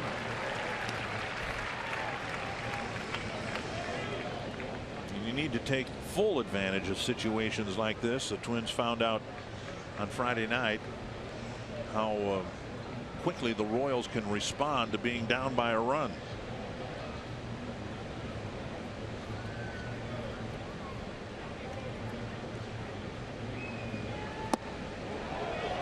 A take by Escobar in a close pitch, 1-1.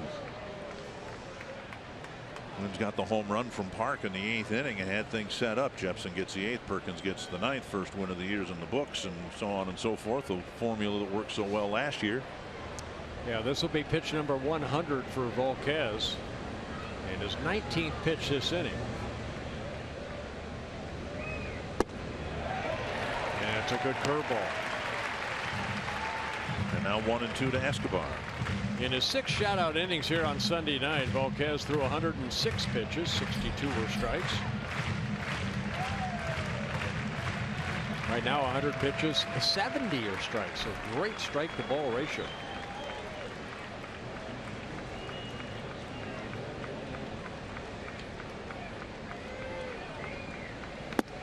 Another strikeout, 2 down. And strikeout number 10. Wins quotation marks here, okay, only struck out 9 times last night, and now we're in the 6th inning and the 10 more strikeouts today. Nunez has had 2 hits, a leadoff single in the 5th, a 2-out single in the 2nd. The Twins would love to get another 2-out hit here to get something more than 1 out of 3 straight singles.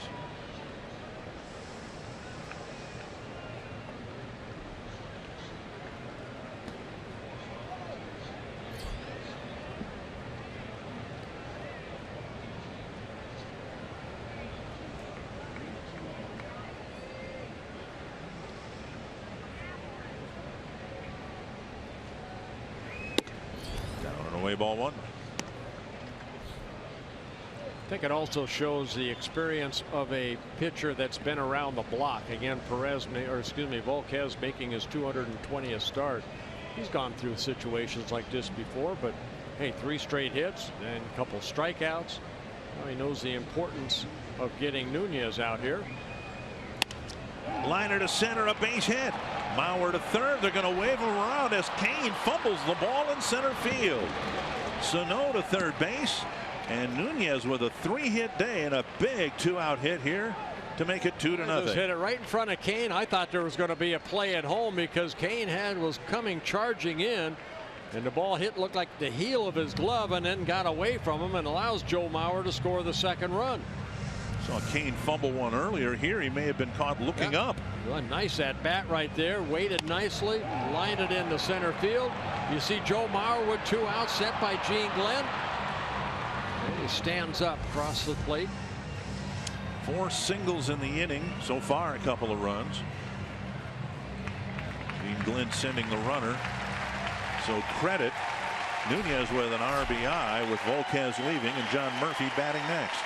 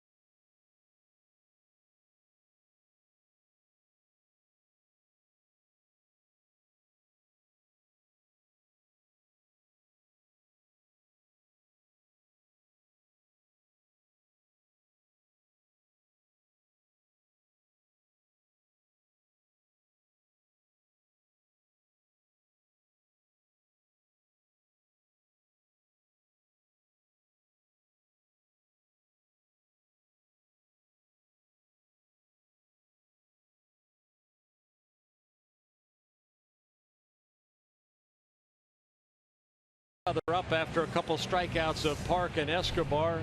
Eduardo Nunez with 2 outs. Hits a ball into center field. Kane comes in. I thought there was going to be a play at home plate, but he bobbled the ball. That not only allowed Joe Mauer to score, it also allowed Sano to go from second to third. So the first error of the year for the Royals goes to Kane out in center field. O'Shaver in the game. Really good start to his season. Had a really good postseason. John Ryan Murphy will hit with 2 on and 2 out. Yeah, O'Shaver worked here on Friday night, a shutout inning, threw 10 pitches, 8 of them for strikes with a strikeout. To right field. Orlando toward the corner makes the catch, and the inning ends. 4 singles and 2 runs for the Twins as they finally get on the board against the Royals.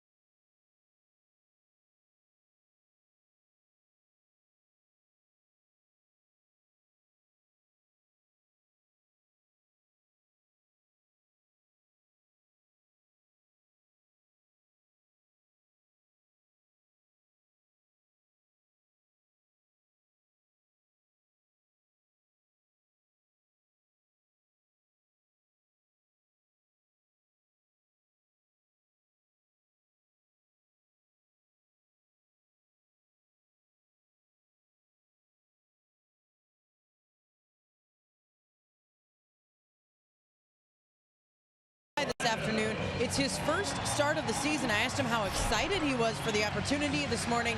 He said, that's just another game, keeping things calm and steady. He was very even keel in the clubhouse.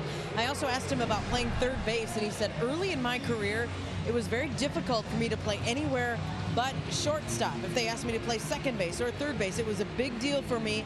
And he said it was not easy to transition to different positions. Now, Nunez says, a little older, a little more experienced. He said, you can put me almost anywhere, and I'm totally comfortable. Dick and Bert, he looks comfortable today. Having a good game. Thank you, Marty. First pitch is inside. Well, Paulo Orlando. When you come up with the Yankees and you think you're going to play short, they had a guy named Derek Jeter that played there, and he didn't miss too many games. So you better learn another position. As unfortunate as the injury to Danny Santana was last night, it figures that it will mean more playing time for Eduardo Nunez. Yes, he went. No, says Bill Welke, and it's 2-0.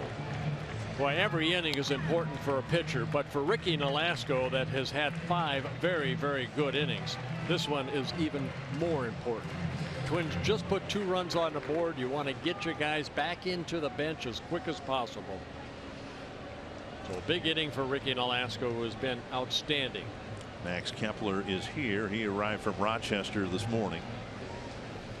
Fouled away, and he will fill half of Santana's duties as the extra outfielder, but he does not play the infield. So with Santana out, who played 3 outfield positions, 3 infield positions, figures Nunez will fill the role of the utility infielder now. 2-1 to Orlando, and Escobar and Moustakas will follow.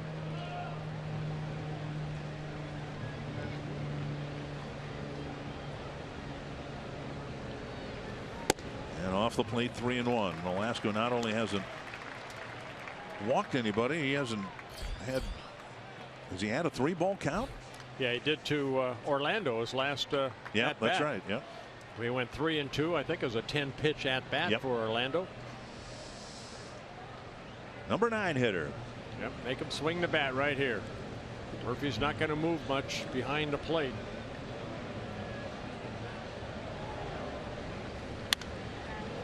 Fouled over our heads. There's a lot of things over our heads. I almost got a ball in the booth last night. Almost got 2 of them. I had one over here to my left, and you had one that. There's a little indent right here, right Yeah. in front where the ball hit.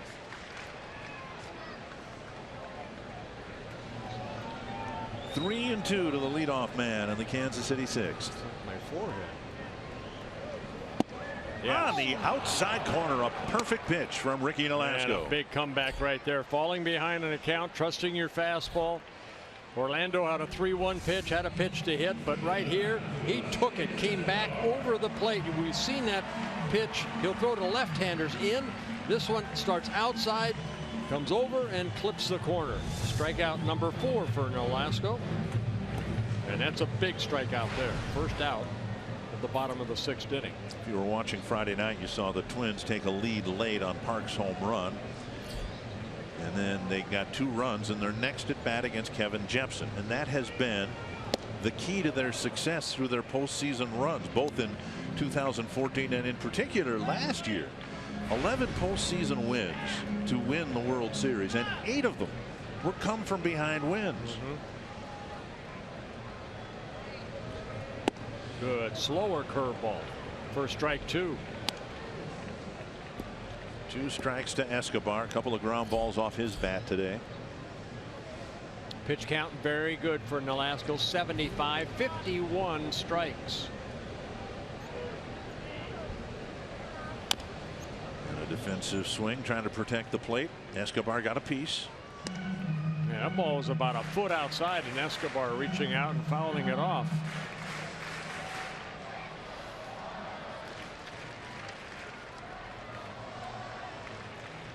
Sometimes as a pitcher you look and you see that ball was way off the plate. Do I come back in? Do I run that fastball in on him because he is kind of leaning? And there's Murphy going inside. Cold foul. Now, doesn't that second run that the Twins got, the 2-out single from Nunez, doesn't that allow a pitcher to be a little more aggressive out there on the mound, having a 2-run lead rather than a 1-run Well, lead? last thing you want to do, you're going to stay aggressive. Nolasco's going to stay aggressive. You just don't want to walk anybody. You know, no free passes. Make them earn their way on. That's down the line, but it's going to hook foul. Yep. Escobar knew it as soon as he stepped out of the box. Curveball stayed up.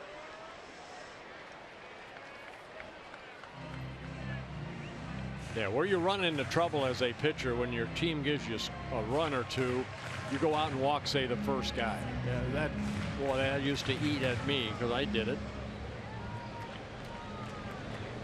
Still 2 strikes to Escobar. Good hard breaking ball. And Murphy gets enough of the block to throw him out at first. And strikeout number 5. Back-to-back strikeouts for Nolasco here in the 6th inning. That'll bring up Moustakas. So he tightened up that last breaking ball in good location. Escobar, who likes to swing the bat, he doesn't walk much. It's the first time he's struck out in 21 at bats. Here it is, Moustakas. He struck out in the first, grounded out to Park in the 4th. Fastball up. Yeah, first time Escobar struck out, but also he has not drawn a walk either.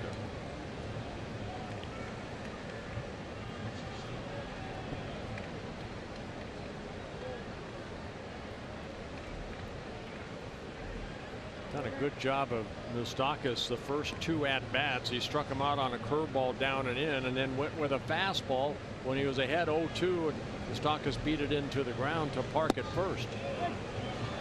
Command of his off-speed stuff, and it's been outstanding for Nolasco here. He drops a breaking ball over to even the count.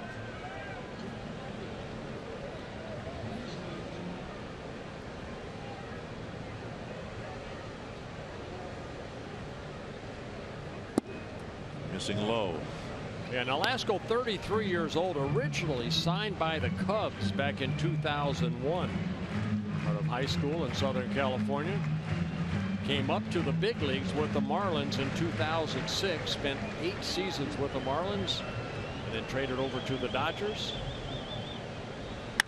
High blast to right center field. Sano watches it leave, and it's 2-1. Yeah, ball left up right there. Moustakas, who had got the offense going in last night's ball game for the Royals, a home run in the 4th. Got a fastball, hits his 2nd home run of the year here with 2 outs in the 6th. 2-1 ball game, and that'll bring up Kane.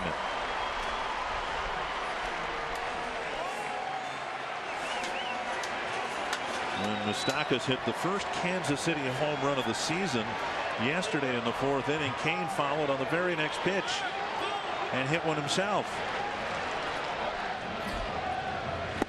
Tried to, and Nolasco teased him with a breaking ball. Got a swinging strike. Yeah, take a look at the pitch right here. They wanted the fastball down, and it stayed right there. And good solid swing by Moustakas. 1 strike to Kane.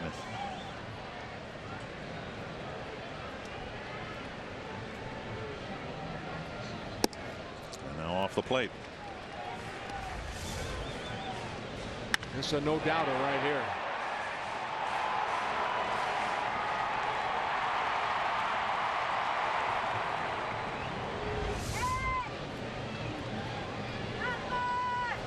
Sun trying to break through the clouds here in Kansas City.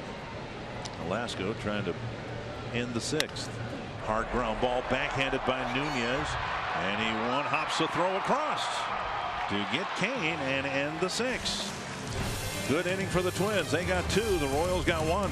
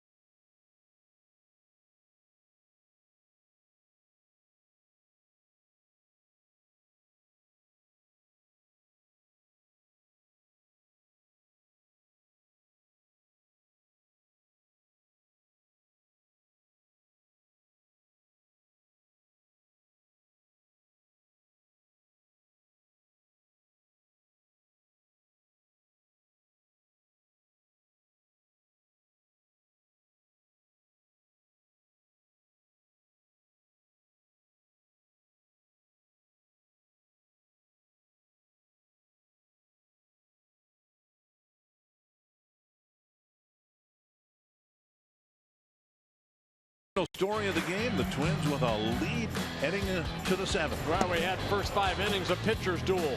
Ricky Nolasco, Edison Volquez matching zeros, but it's the Twins that scored a couple runs in the top of the 6th inning. Thanks to 4 singles, a big hit by Eduardo Nunez scored Joe Mauer to take a 2-0 lead. But like you could mention, these Royals, they don't give up. They come back, and they added 1 off the bat. Mike Moustakas hit his 2nd home run of the year, makes it a 2-1 ball game. Buxton leads off the 7th. Be a real good idea for the Twins to do some more scoring. The 9 outs left to get for the Twins will seem like 19, the way this Kansas City lineup is resilient. Gobbled up by Moustakas, and Buxton's retired. 1 down. Buxton 0 for 3 with a strikeout, fly ball, and ground ball, and now Brian Dozier.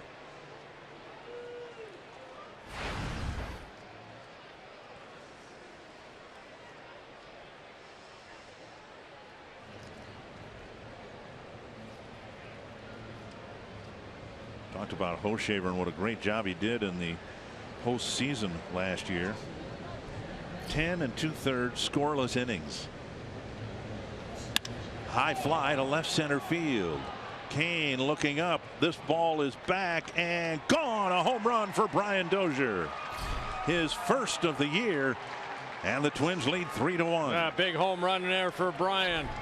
Finally squared up with one. He had a good at bat in his last at bat when he lined out to Gordon. Remember, we showed the first 2 times up, he just got underneath it. Well, the last 2 he squared up nicely. So Brian Dozier, who led the club in home runs last year with 28, makes it a 3-1 lead. And Tom Bernansky saying, let's go, keep adding on, boys. Here's Rosario, singled up the middle to lead off the 6th. Dropping down a bunt, but it'll trickle foul.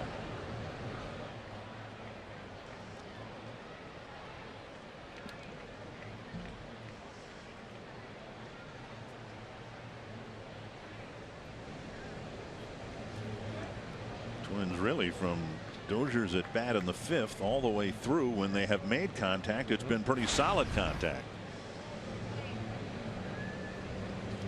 1 strike to Rosario.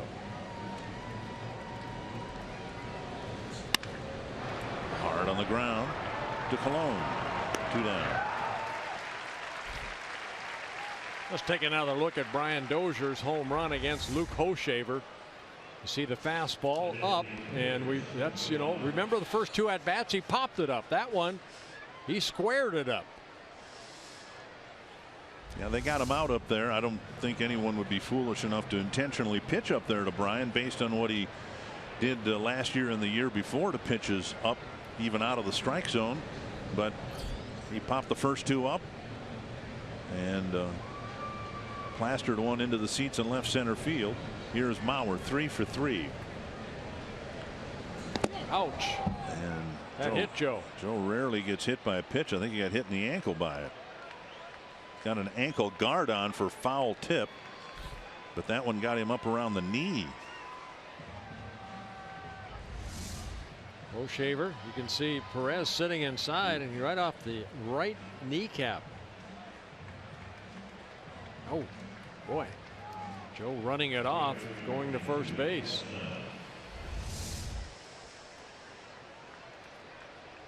We'll see what Sano can do. Sano with a very important RBI single to the opposite field, getting the Twins on the board in the 6th inning. It's just the 20th time in his career that Joe Mauer has been hit by a pitch.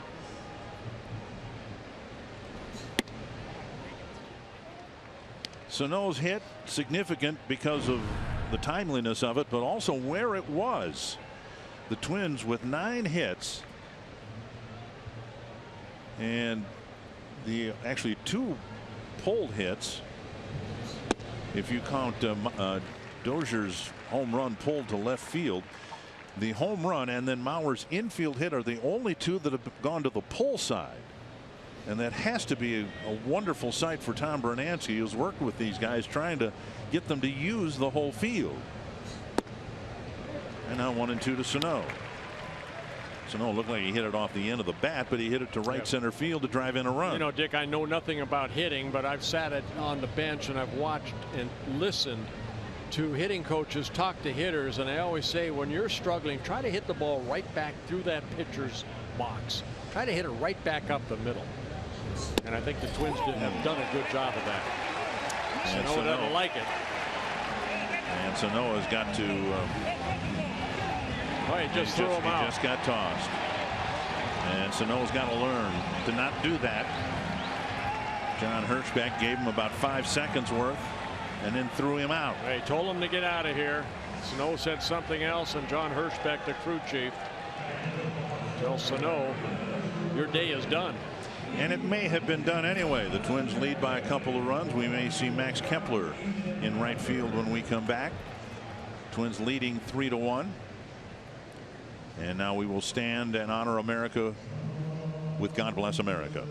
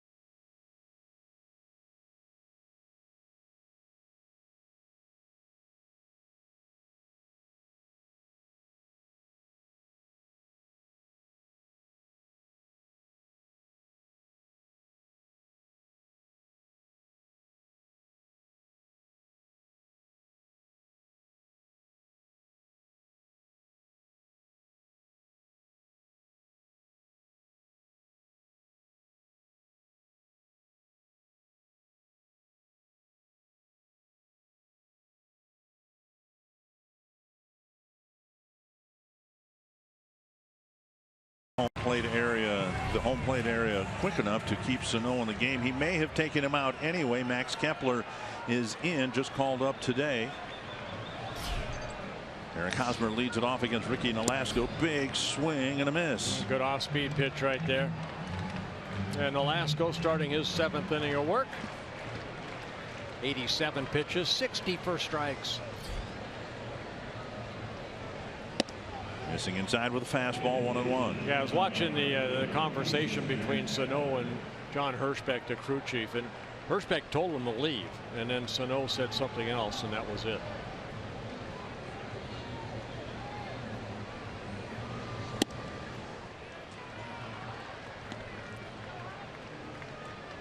Again, after Friday, after Sano's last plate appearance in the 8th inning, the Twins replaced him with Danny Santana in the outfield.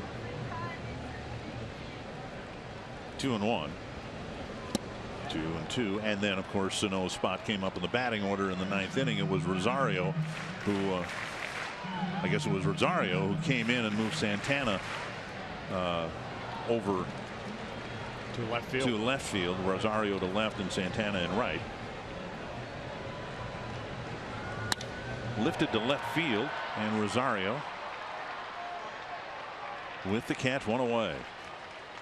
Let's go back to the pitch called a strike for Sano's 3rd strikeout of the game. Yeah, Hoshaver's fastball, you could see, clips the outer part of the plate, and John Hirschbeck said strike 3. Sano did not like the call, had some words with him, and you can see he said something like with his mask, "Go on, get out of here. You continue, you're out," and he did. He threw him out. Again, file it under the lessons learned. It might have been a moot point. He may have come out of the game anyway, but he needs to be aware of the situation and do what he can to stay in a ball game. Well, you know, the umpires are always, they're a close-knit group. They talk to each other, different crews, and you don't want to have the reputation of being someone that's going to question every call. So, you know, even though that it showed that ball was a strike, sometimes the frustration of not off to the start that Sano, he jumped the gun a little bit. But that, like you said, that's a learning experience for the youngster. Morales with a 1-1 count. How about Ricky Nolasco? 19 outs, 1 run allowed, and only 3 Kansas City hits. No walks. Breaking ball called a strike. He's done a good job of changing speeds on that breaking ball, fastball. The only really mistake he made, he left the pitch up to Moustakas that hit the home run last inning. Perez just hit a ball down the right field line for a double that Sano probably should have caught. And then the base hit that Morales had in the 2nd inning, just roll her up the middle. So Nolasco out to prove a point. We interviewed him, of course, in spring training and seeing how, you know, he's preparing for the season. He said he's healthy. He's on a mission. I like that mission so far. 6 1/3 innings, only 1 run allowed. But again, this Kansas City team has succeeded late in the innings in terms of producing runs late. The only bad thing about all the emphasis placed on the Kansas City bullpen is maybe taken some of the focus away with how these hitters bear down in the last 3 innings. Hit hard to center, but Buxton is there, 2 away.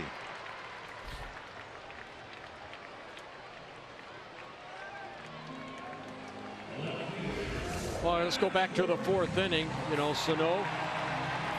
That was right at the knees. Yeah, that came back. And then this is against Volquez. And remember a 3-1 count. And then he looked at strike 3. Now that ball's a little bit further outside.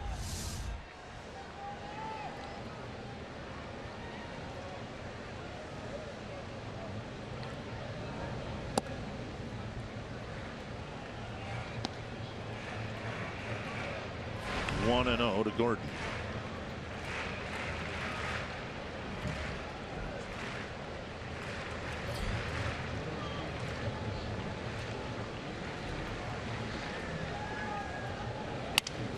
Busted bat. Escobar spins, fires, nice play, cutting in front of Dozier, and Nolasco in the 7th has a quick 1-2-3 inning.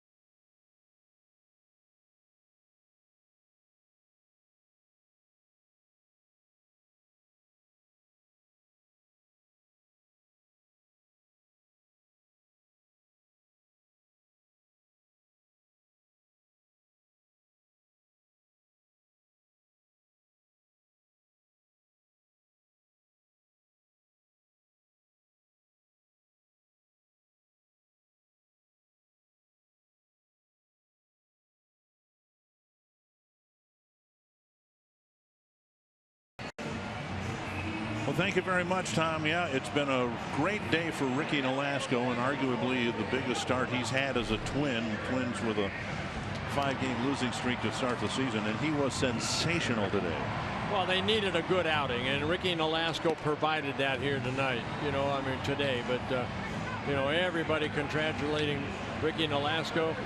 Phil Hughes went into the 7th inning in Baltimore on that 3rd game, but Ricky Nolasco first starter to go 7 innings, which is a great sign. Only 3 hits allowed, no walks, 5 strikeouts.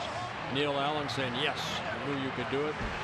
Just it's one step toward hopefully a successful season for Nolasco. And all that said, this game is far from over. Dylan Gee comes into the ball game to pitch for the Royals. He'll face Byung-Ho Park to start the 8th. Yeah, Dylan Gee in his first season with the Royals, making his Royals debut here this afternoon.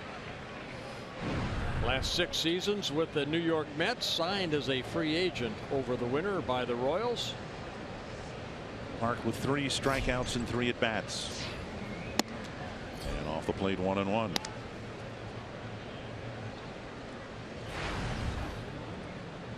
Park, Escobar, and Nunez.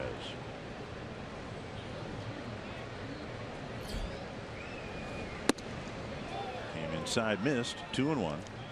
Got a report on Gee. Fastball, not overpowering, low 90s, slider, very good changeup.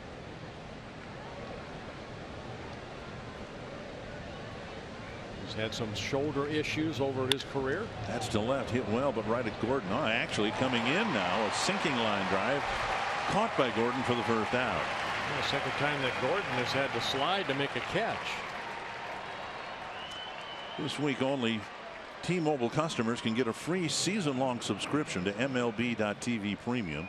Go to T-Mobile.com/MLB to sign up now. Catch every moment on America's fastest-growing LTE network. 1 down on the 8th. Here's Escobar.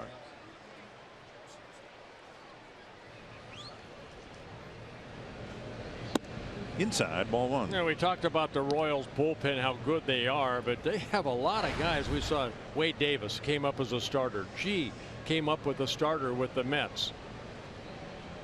Luke Hochevar was a starter, turned into reliever. Danny Duffy, who we saw last night, starter, turned into a reliever.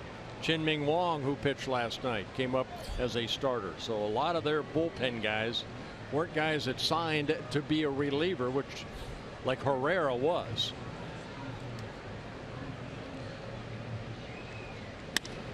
To center, and Kane drifts back a couple of steps.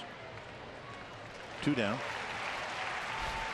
And that'll bring up Eduardo Nunez, making his first start of the year and making the most of it. Yeah, base hit in the second inning, got the Twins' second hit of the ball game. Then he led off the 5th inning with a base hit, stole second base, and then he got a big hit right there in the 2-run 6th inning with that RBI. 3 hits today, picking up his first run batted in, and stole a base.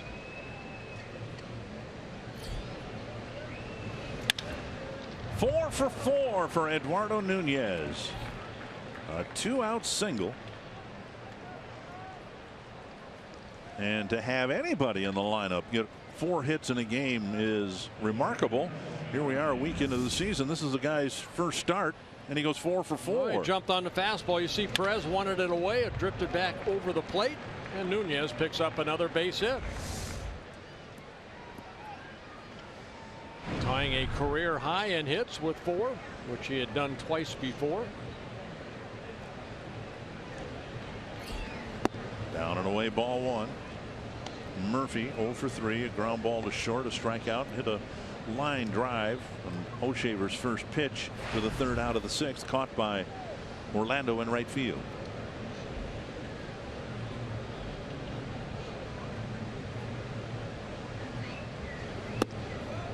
Strike 1-1.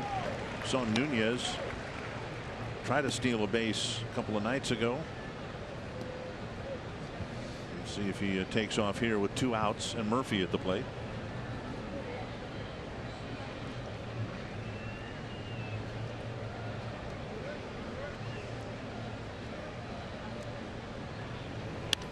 Off the handle of a bat to the screen. 1-2.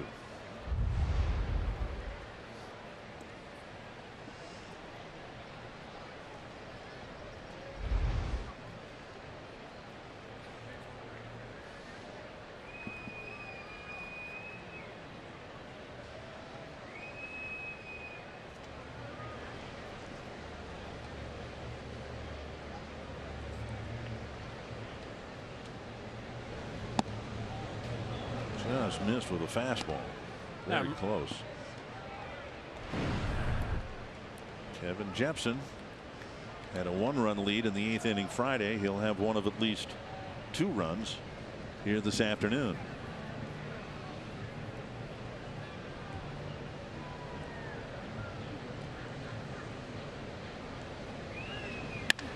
High and fairly deep to center. Kane twisting around and around and around, and he makes a catch on the warning track. Ryan Murphy gave it a ride, but in the ballpark, that ends the top of the 8th.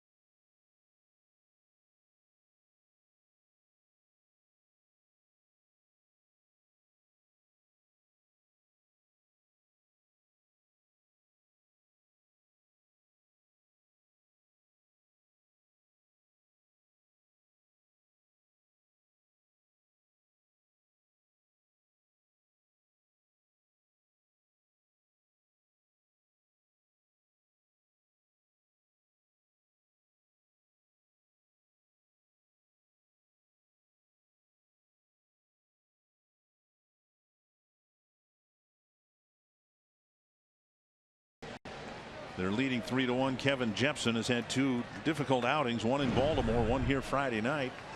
He has been, or last year was so good for the Twins, very stingy in giving up hits. He's faced 8 batters and 4 of them have gotten hits. Yeah, that was then. This is now. This is a big inning for Kevin, who has been struggling as of late. Get that first out, and that being Salvador Perez.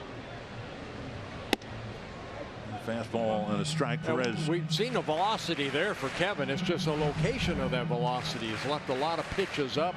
He's got a hard breaking ball. Said that his changeup, he's having a little trouble with the feel of the changeup. Could be the cold weather. There's a good breaking ball there. I asked Paul Molitor yesterday about Jepsen and the difficulty he's had, and he said, yeah, the location, you don't want to leave fastballs up, obviously, but it's compounded because he hasn't had a feel for that changeup. And if a hitter senses that, you know, the secondary pitches aren't coming, they can get locked in on a fastball, and that's kind of what happened both in Baltimore and here Friday night. Yeah, and he fell behind the count too. If he falls behind in the count, it's important to pitch ahead in the count. There's a breaking ball that landed well in front of the plate. 1-2.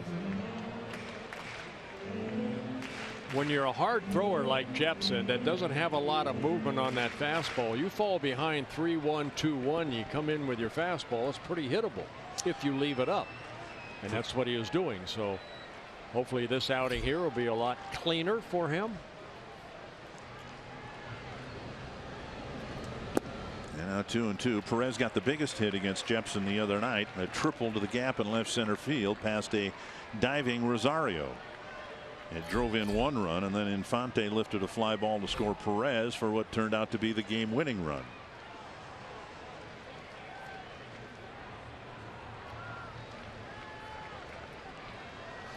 Two and 2 to the leadoff man in the 8th. Fouled back. 96 miles per hour. And we referenced Jepsen's season last year for the Twins, eventually taking over the closer's role. 28 innings, just 18 hits, 1 home run, 7 walks. He was outstanding.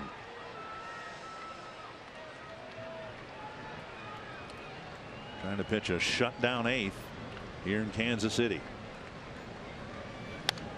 Another foul back on another fastball. Well, again, the fastball is 95-96, but if it's up and straight, hitters are going to foul it off. This is where you need your catcher to sit down and away and just hit that spot down and away. Make him get that ball down in the strike zone.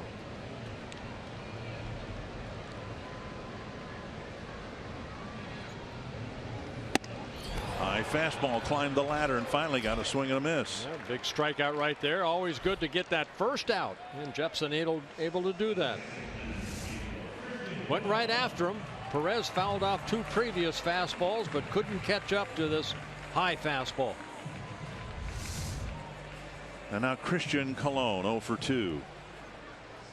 Comebacker didn't even make it to the mound. Nolasco picked it up, threw him out in the 3rd, and then a ground ball to Dozier.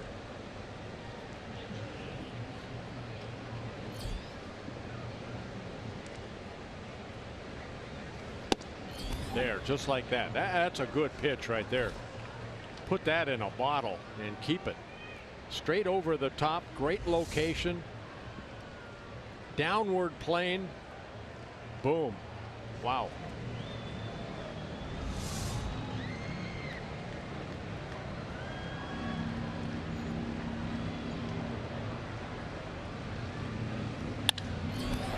And a fastball line to left.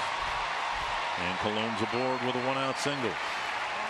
Yeah, that ball just stayed up and got past Nunez in a hurry.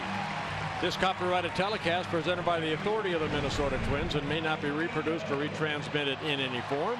Any accounts and descriptions of this game may not be disseminated without the express written consent of the Minnesota Twins LLC. Jepsen got ahead of Perez, and then he tried a couple of off-speed pitches and didn't come close to throwing them for strikes. And now everything's been a fastball, and now he'll pitch to Orlando. Well, that fastball was supposed to be down and away like strike number 1, but it left up, and Colon, quick hands, hit it sharply in the left. About took Nunez's head off.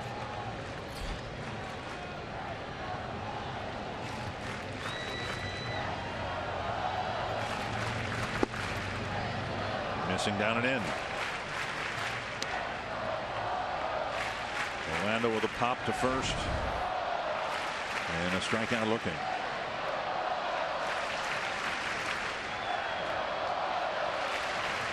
Fans cheering here because they've been paying attention the last couple of years. The Royals have done so well in the late innings.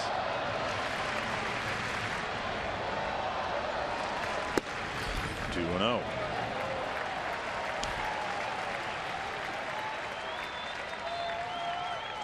If you can't get a breaking ball over, of course the hitters on the bench are watching and they're saying, okay, he struggled with that breaking ball, we're going to sit on the dead red, meaning a fastball. Murphy going out to talk to Jepson. And as a pitcher, this is where if you're not getting your breaking ball, you have to trust on keeping the ball down. The ball Colon hit was about letter high, inner half of the plate. Here, I would imagine you got to throw whatever you can throw for a strike, right? Right. Yep. You can't fall 3-0. Well, you don't want to make a mistake in, so you have to almost have to cut that plate in thirds, and I got to hit the outer half of that plate.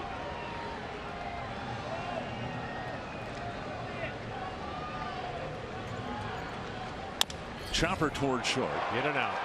And they will get the out at first. Colon advancing to second base, 2 down. Good pitch. Good pitch. Created a ground ball. Twins flex plan gives you the flexibility to choose your games and your number of seats. Choose in advance or even the day of the game. Don't plan. Flex plan. Go to twinsbaseball.com/flex or call 800-33-TWINS to learn more. And now Escobar. Yeah, I don't care if you throw 98 miles an hour or you throw 89 miles an hour. If you cannot control that fastball down and away when need be, like Jepson did right there and got a ground ball, you probably won't stay in the big leagues very long. Escobar's 0 for 3, and Nolasco struck him out in the 6th. And Nolasco 7 innings, only 1 run, no walks, 5 strikeouts. There's a breaking ball in the dirt, ball 1. Yeah, you don't put that breaking ball in your back pocket either. You try to throw it, when you can, as long as you can always go back to your fastball outer half of the plate. That's a good take by Escobar. He's a notorious first ball hitter, and he laid off the breaking ball. 1-0. He's right on top of the plate. Dares you to come in very quick inside.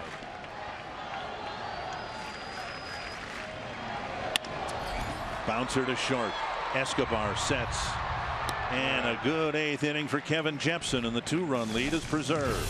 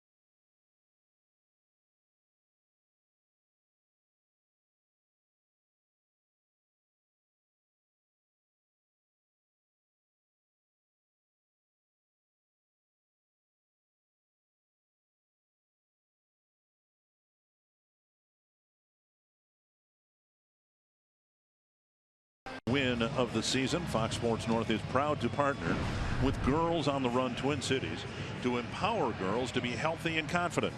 Join us for the Girls on the Run Spring 5K presented by Alaris Mortgage on Saturday, June 4th at Normandale Community College in Bloomington. To register, visit foxsportsnorth.com and click on upcoming events. Now, it says join us, and we are going to be in town on June 4th. You want to run? It's a 5K. My running days are behind me. Really? Yes. Okay. How about you? You going to go run with them? It's like what, 3 miles? Here's Buxton squaring to bunt. Down and away, ball 1.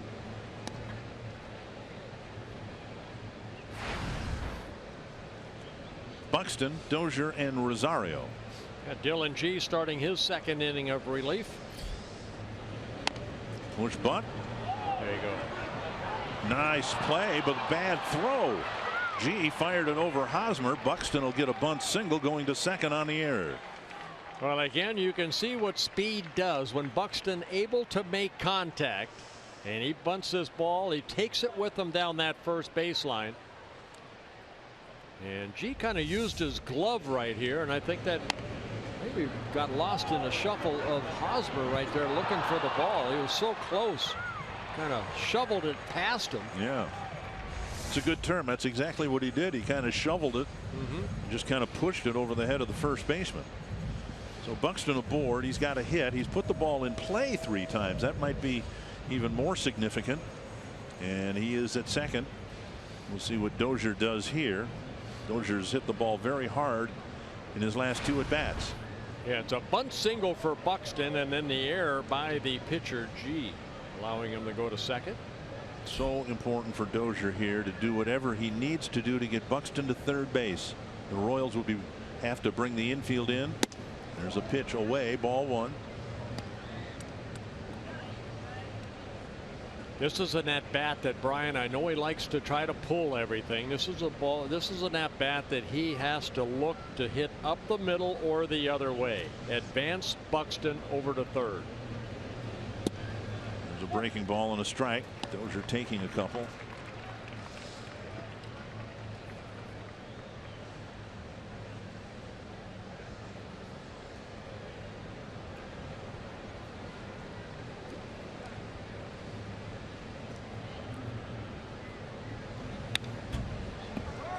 Big swing on a high fastball.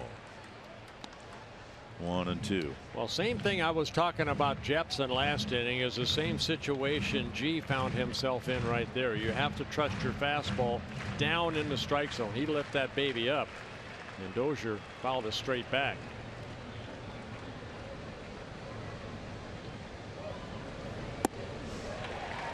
And Dozier strikes out, 1 away. Change up right there. And G picks up a strikeout, his first. And Buxton still at second base. Rosario 1 for 4. Started the 2-run 6th with a single up the middle.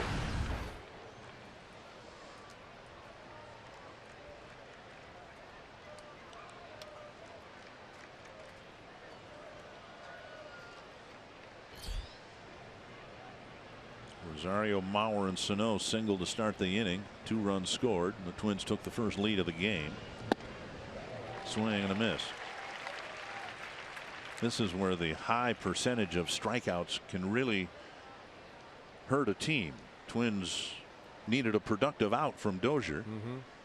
Didn't get it, and now that adds more pressure to Rosario's at bat. The infield is not in. Swing and a miss, swing and a miss, 0-2. 92-mile-an-hour fastball.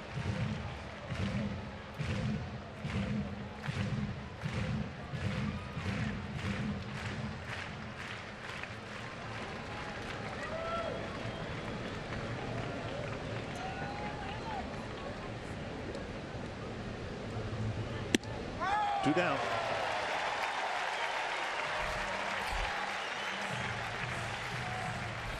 G picking up his second strikeout, 13th strikeout the Twins have had this afternoon. And it wasn't a strike, of course. So that'll leave it up to Mauer. Twins got Buxton to put down a bunt for a single. Yeah, they're going to go ahead and walk Joe Mauer. And it'll be Kepler who will hit with 2 men aboard.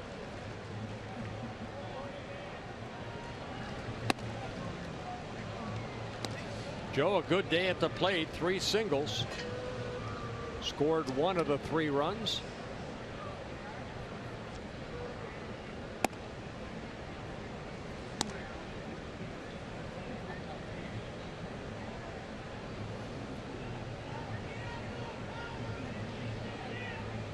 Good day at the plate for Joe, having reached all 5 times. So much focus on his batting average, and it was very disappointing for him last year, but his on base percentage, a big part of his game, drawing walks.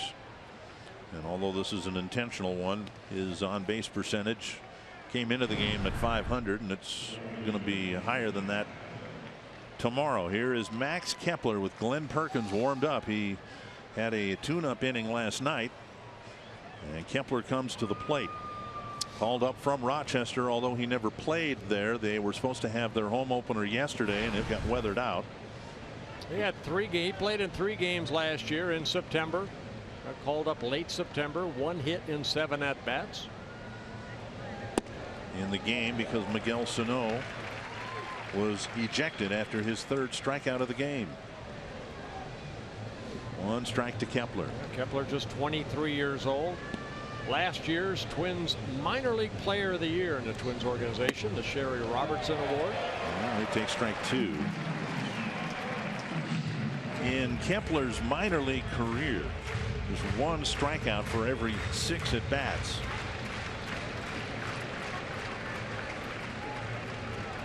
Oh, 2. Up high.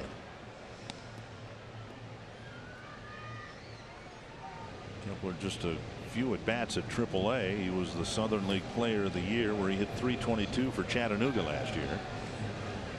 He started last year in Fort Myers for the Miracle. Checked his swing. The ball gets away from Perez, but Buxton only went about halfway toward 3rd base. And now 2-2. 1 for 7 in September with 3 strikeouts.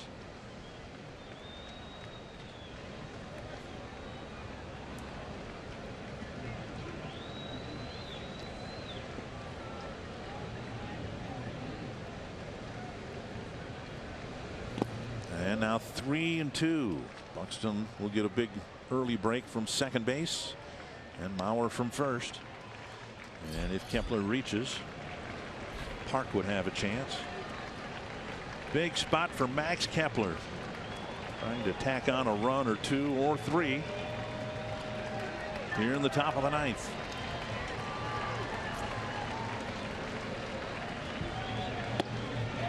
What a plate appearance for Kepler. He fell behind 0-2. He took 6 pitches, and he ends up taking a walk to fill the bases. Never swung the bat, but impressively didn't chase pitches out of the strike zone like that either. Like a changeup that stayed outside. So a good at bat for a guy that got up at 4 o'clock in the morning to make the flight here. Young Ho Park 0 for 4 with 3 strikeouts.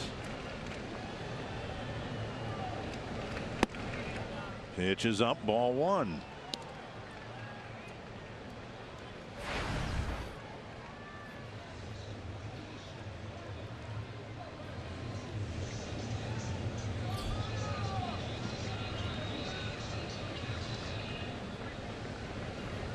Half swing, strike 1. A couple times we have seen already Park. Looks like he wants to swing, but then he holds up. Go ahead and let it fly.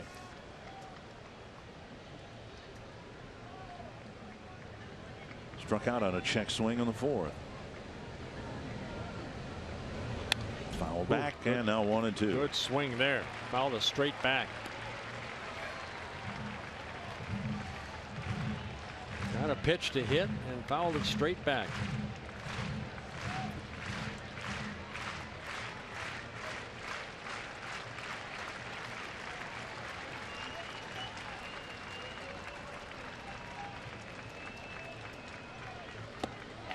14th strikeout of the day for Twins batters, the 4th for Park, and the Twins leave the bases full. Glenn Perkins will come into the game in the 9th inning with the Twins up by 2.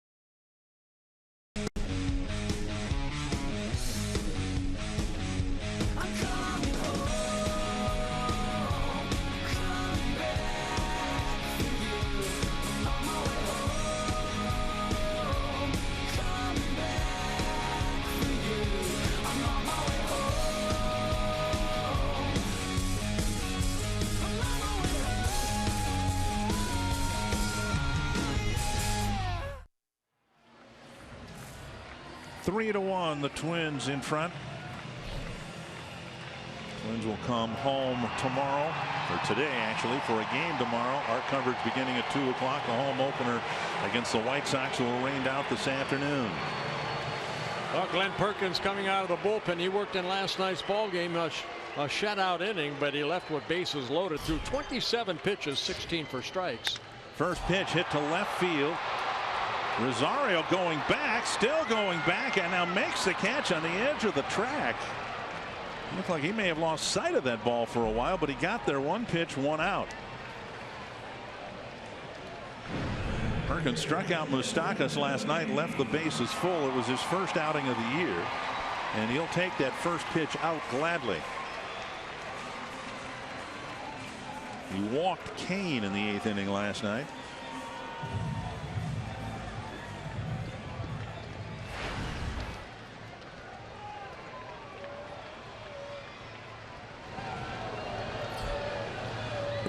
Down and in, ball 1.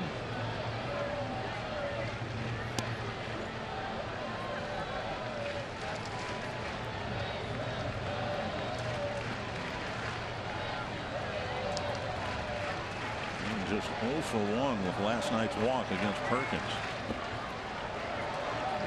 And 92 miles per hour, but not close to the strike zone. Perk kind of readjusting his footing where he lands a little bit on that mound.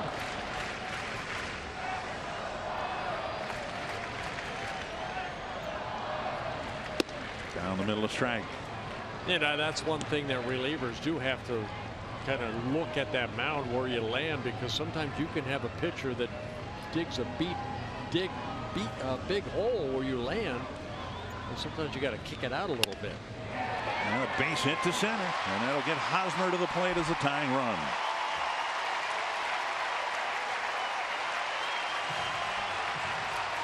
Perkins fell behind 2-0, then 2-1, and Kane with a base hit to center. Well, fastball that stayed up. Oh, that's a breaking ball that Kane takes it up the middle for his first hit of the ball game. Hosmer's 0 for 3 today. Perkins struck him out to end the 8th inning last night.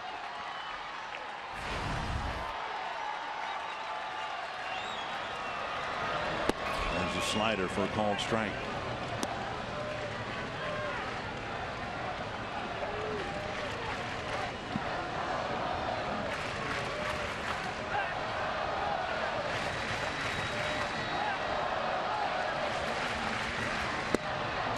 Chasing high cheese, 0-2. Saw one pitch last night, I think, clocked at 93, but Glenn seems to be topping out at 92. Ahead of Hosmer, 0-2. To the left field corner. Rosario chasing it. Can't make the play. It's a fair ball on the warning track. Kane will score. Hosmer to third. And the Royals have the tying run 90 feet away.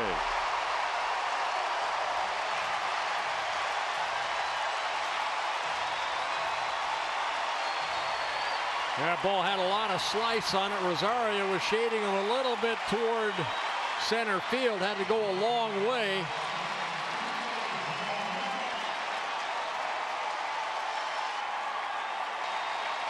And it's an RBI triple for Hosmer, his first triple of the year. Fastball away, just took it the other way. And the ball had a lot of slice on it. Rosario hustling over. And the ball gets by him. Twins have to bring the infield in for Morales. Strike one on the slider.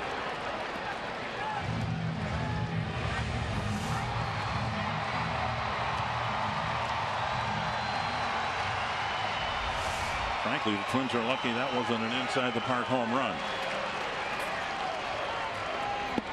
0-2.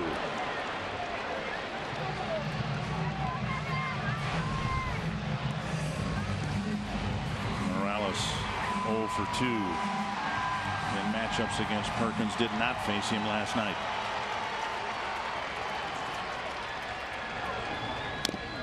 Got a piece. Just got a piece of it. They all been sliders, I believe. All been hard sliders, yep. Try to go down and in underneath that swing of Morales, who's a right-handed hitter.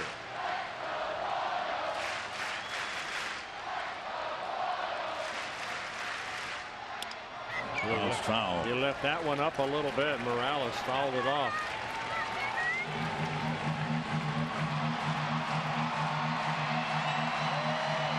Everybody here at Kauffman Stadium standing.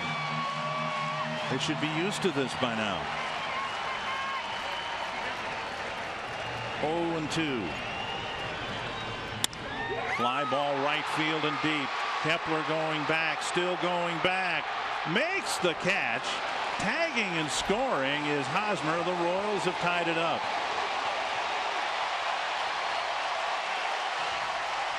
And Perkins' first save opportunity is a missed save opportunity. It took a fine play by Kepler to get the second out. Yeah, that ball kept drifting on him. Looked like a normal fly ball. It took Kepler all the way back to the warning track. Made a nice over the shoulder catch. So just like that. Looks like the Twins were heading home with a victory. Now it's extra innings, I hope, for the Twins. Here is Gordon. Outside, ball one. The Twins left the bases full in the top of this inning, and almost predictably, the Royals took advantage and tied the game.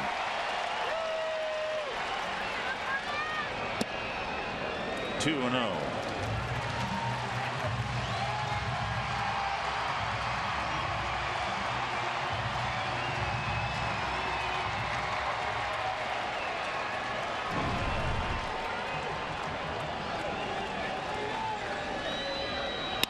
Base hit to center. And the winning runs at first for Salvador Perez. Well, you might see a pinch runner here.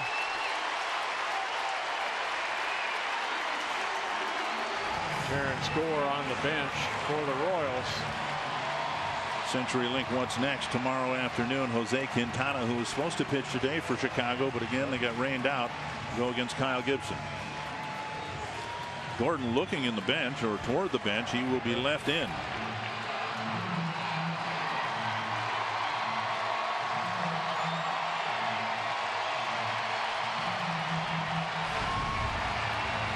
Perez 0 for 5 against Glenn Perkins.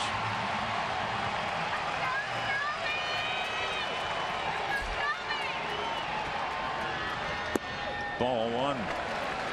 Perkins had to throw more than he or Paul Molitor would have liked in the tune-up inning last night. And now he's throwing a lot of pitches, 17 of them in the 9th inning. Yeah, again, 27 used last night to get the 3 outs.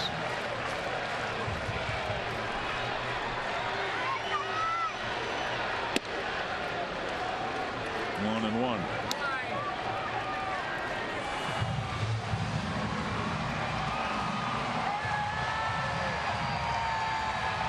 Three hits for the Royals, tying the game. Wasting a great game by Ricky Nolasco.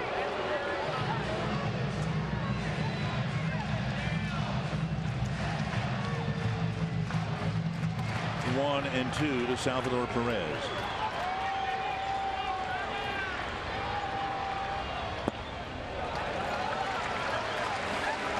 Two and two.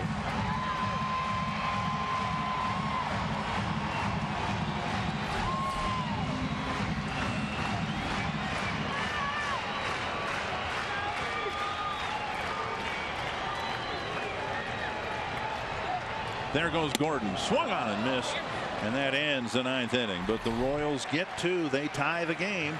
We are headed to the 10th, 3-3.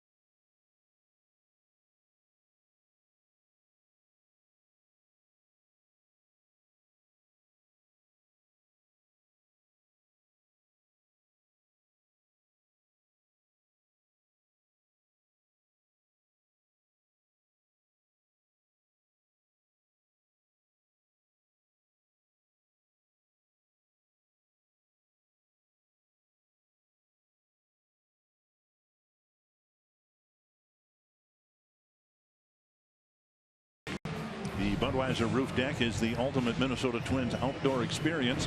The roof deck is available for your group of 250 guests on both Independence and Labor Day weekend. Your clients and staff will love the sweeping views, amenities, large fire might come in handy tomorrow. Supposed to be a high of about 40 degrees tomorrow. Everything you need for mixing game time with social time. Go to twinsbaseball.com/groups to learn more about how your group can experience the Budweiser Roof Deck. Well, no saves opportunities for Wade Davis, but he's coming in to pitch the top of the 10th inning.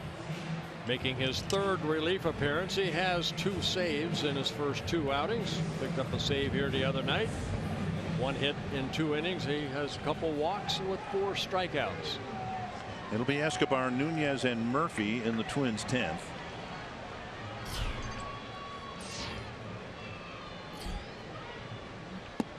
Down and in, ball 1. Twins with a great chance in the top of the 9th to add at least 1 run. Buxton was at second base with nobody out. And the Twins struck out 3 times. Around a couple of walks. That's Weekly coming in. Colon makes the catch. Little pop up for the first out. And we'll see if Nunez can pick up his 5th hit of the afternoon. Yeah, Davis got the save here on Friday night. Ended up throwing 26 pitches, 17 for strikes, a walk, a couple strikeouts. Nunez with 4 singles.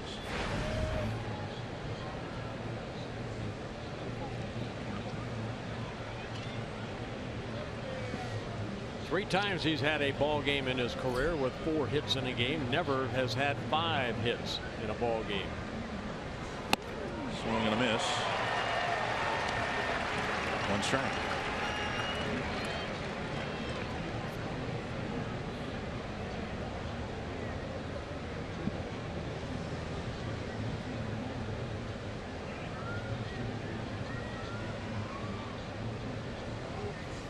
Oh, got hit by a pitch. And he'll go to first. And where did it get him, and how badly did it get him? Tony Leo, the first trainer to come out, and he's holding limply his left wrist.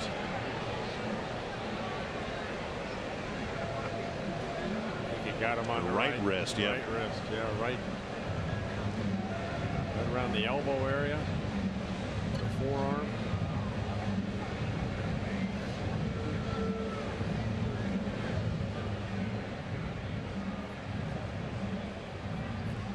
Twins have already made 1 bench move when Sano was ejected. Nunez, of course, runs well, but if he can't continue, they have to bring Trevor Plouffe into the game.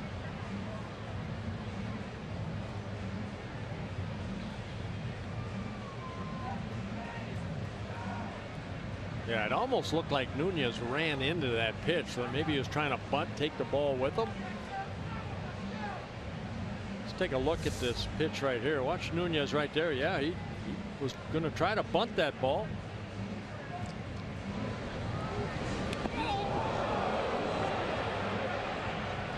And Nunez will be able to stay in the game. He's reached 5 times. That's not the way you want to get on for the 5th time. But in terms of for tactical purposes, it's not so much his arm that the Twins are worried about anymore. They have his legs at first base. That's right, his speed. John Ryan Murphy is 0 for 4.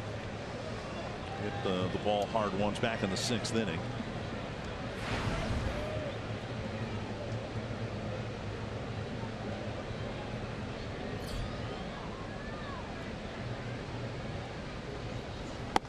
On the outside corner, a strike. Twins made Davis work here on Friday night. Dozier had a memorable walk against him to make him throw a lot of pitches. See what the Twins decide to do with Nunez's speed at first.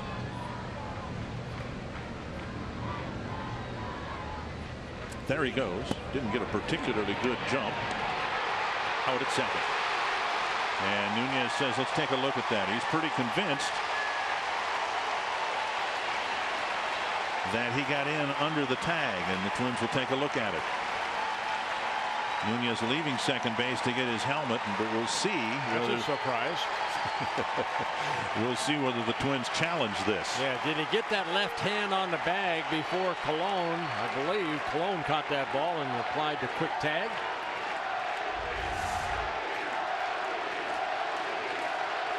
Perez's throw. No, he might have gotten it in there.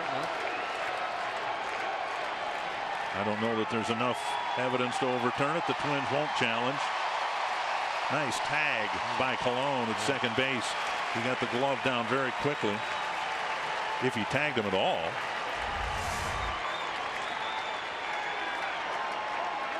So now Murphy up there with a 1-1 count, and the base is empty.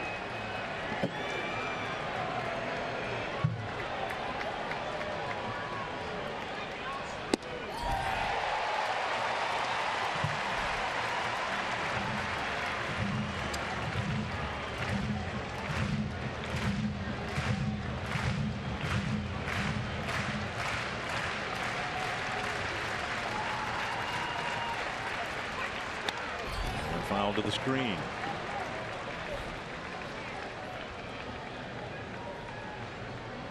Davis in his 4th season with the Royals. Now the closer here was Greg Holland, but he had the Tommy John surgery.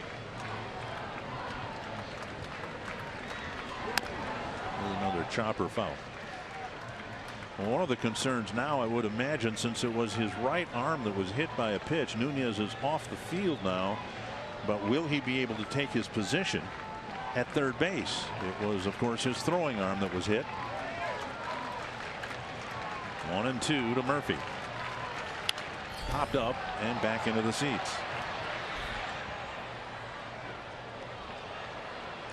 Plouffe doesn't look like he's ready to jump into the game, so the assumption is Nunez will be ready to go. I'm sure he'll take a couple ground balls, throws across the diamond, see how it feels. Hopefully it's all right.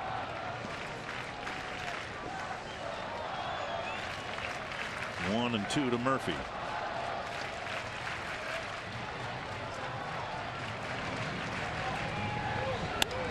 And a pop-up. Retreating is Hosmer near the tarp. Makes the catch. Only 3 men bat against Davis. And now Trevor May will enter the game as we are tied going to the bottom of the 10th.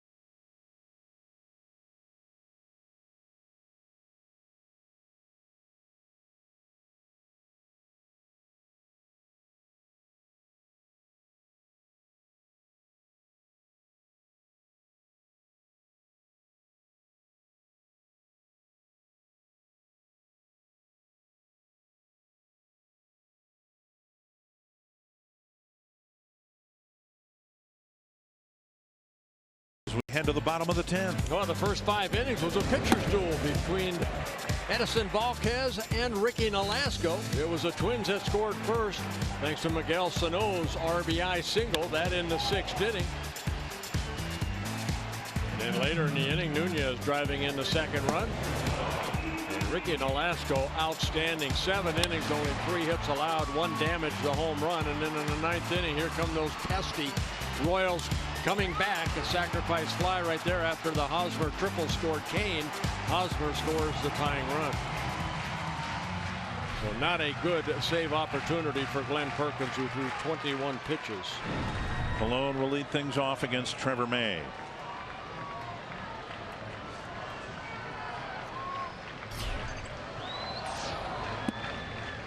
Missing down and away, ball 1. Yeah, Trevor making his 3rd relief appearance. First one here in Kansas City. First 2 were in Baltimore. Trevor Plouffe in at third base. Eduardo Nunez out of the game. Fastball away, 2-0. First 2 outings for Trevor May. Went 2 innings, both outings. Total of 4 innings with 7 strikeouts, no walks. The only damage, a home run he gave up to Joey Rickert in Baltimore.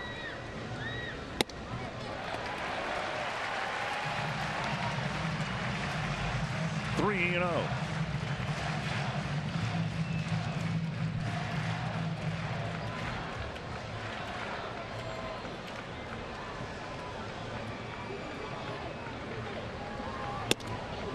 A 4-pitch walk to start the bottom of the 10th.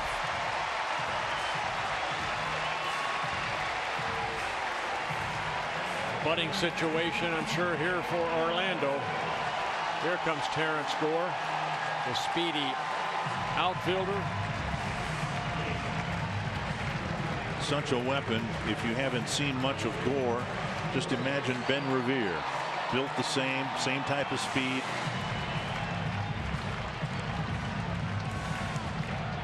Boy, you have to come out of that bullpen able to throw a strike over the plate. 4 pitches. Now you have the speedster at first base.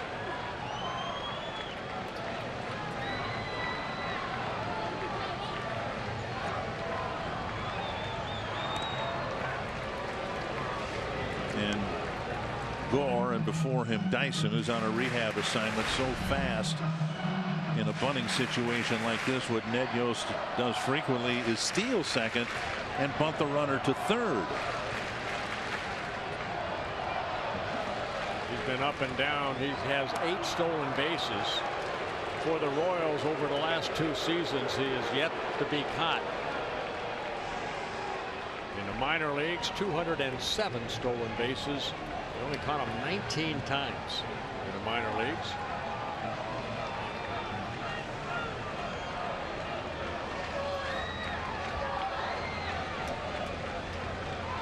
Trevor May holding it, and then steps off. And this is what a speedster can do to a pitcher. You know, you think, okay, now I have to hurry my delivery toward home plate, allow John Ryan Murphy, if he does take off, to have a throw. But then you have to worry about the hitter at the plate too. Not close. And see, what you end up doing is trying to overthrow the ball, and it takes you out of your rhythm.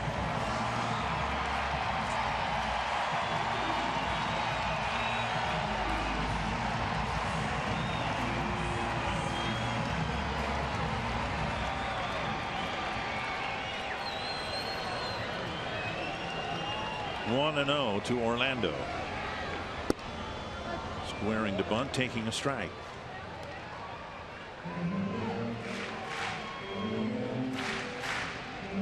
Trevor Plouffe has to take the bunt away as far as down that third base line.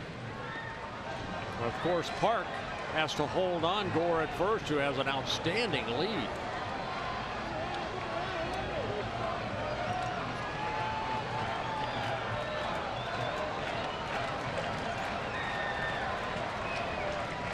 Gore goes, a pitch bunted in the air, but no one can make the catch. Boy, that would have been nice if that ball could have been bunted toward Park. There might have been a double play as Gore slid into second base.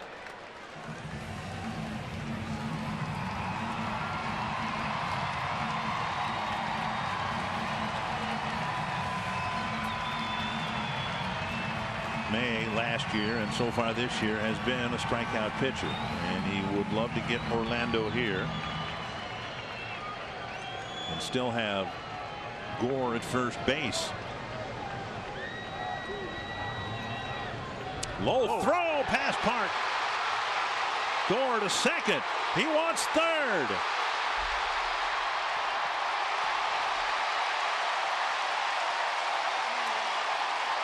There's a saying that speed kills. Winning run at third, nobody out. And the outfield and infield will have to come in. A big error by May, trying to just, make a perfect throw over to Park, and it got past the Park, and it's off to the races for Gore. See that ball short, Park, and Gore, and his speed slide safely into third.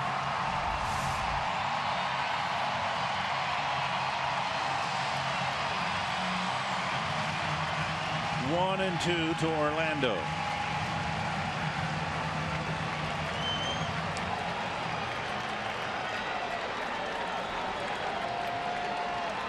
A strikeout pitch has been that curveball. Buxton comes in. Gore standing on the bag. One away. Curveball right off the end of the bat creates that soft fly ball in the center, keeps Gore at third. And Buxton doesn't have to go far back to his position because the outfield has to stay in again. Yeah, Yeah, the outfield, you have to play as deep as you think you'll catch a foul or fly ball and make a good throw home. So, if anything, Rosario might be a step or two deeper than he should be. He's not too far from normal left field depth. Well, if he goes back, Gore's going to score anyway. He can only come in and have a chance. Escobar with the infield and outfield in. Chasing. Again, he's such a notorious first ball swinger.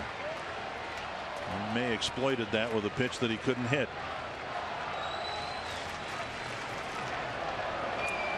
Very tough guy to strike out, however. Nolasco got him in the 6th.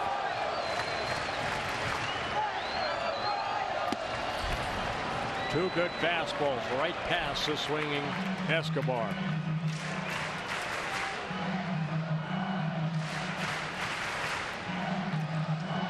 I think this could be old country hardball right here. I'd be surprised if he throws him a curveball. If he throws him a breaking ball, you have to keep it down and away. He will chase that pitch down and away. 2 strikes to Escobar. Fastball away. You know, May is really effective with the breaking ball in the dirt, but it wouldn't take much of a carom away from Murphy to get Gore to come in from third base. Well, you have to, again, you have to trust your catcher that he's going to block that, because what you have to do is throw that curveball just on the other side of home plate and hope that Escobar swings through it. If you do that. 1-2 to Escobar. Breaking Like ball that. got him. Just like that. What a great pitch right there by Trevor May. Escobar, that's all he wants to do. He wants to make contact. He wants to swing the bat. And a good hard breaking ball. And there's your catcher, John Ryan Murphy, keeping it in front of him and keeping Gore at third as he tags out Escobar for the 2nd out. Well, now at least the infield and outfield can go back to conventional depth for Moustakas. Yeah, your job's not done if you're a pitcher.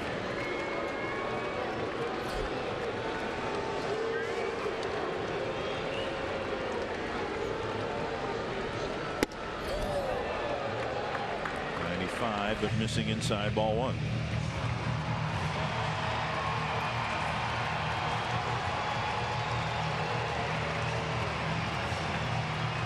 Moustakas put the Royals on the board with the 2nd home run, a solo home run in the 6th inning. 2nd home run of the season. Same spot. 2-0.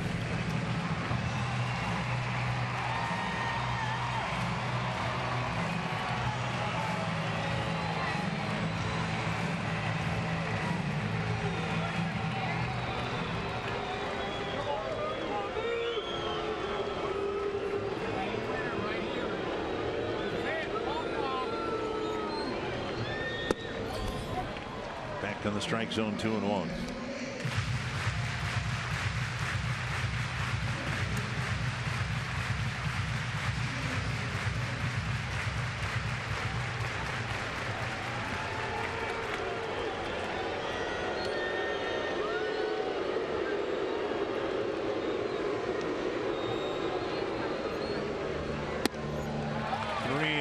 Kane on deck. Inning started with a 4-pitch walk. Gore, one of the fastest men in the league, is at third as a pinch runner. You have first base open, you have second base open. You want to make sure that you make a good pitch here.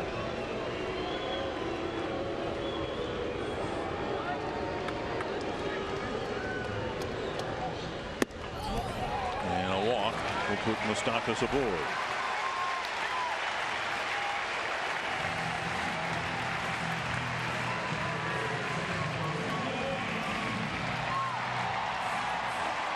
Lorenzo Cain singled off Glenn Perkins in the 9th inning, and a slider over the plate and hit it into center field. Ended up scoring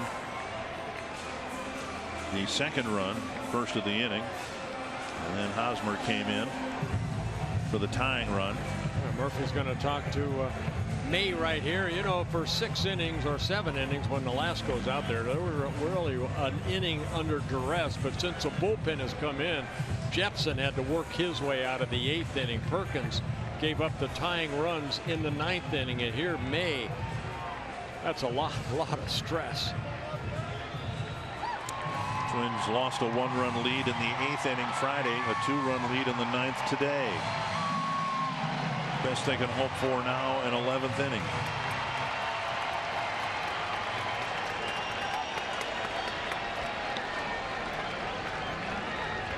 Moustakas goes to second. Twins don't care. His run does not mean anything. More importantly, May falls behind Kane 1-0. He tried the curveball, left it down and in.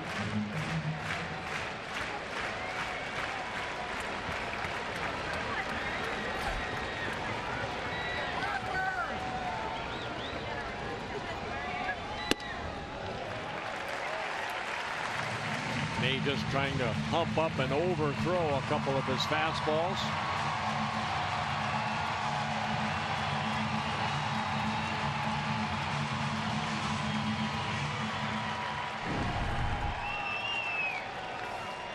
Plenty of success against May, and now a 2-0 count. We'll say it again. You have first base open. You want to make sure you make a good pitch here. Kane tried to give the Royals a 3-run home run there. Well, he does not get cheated.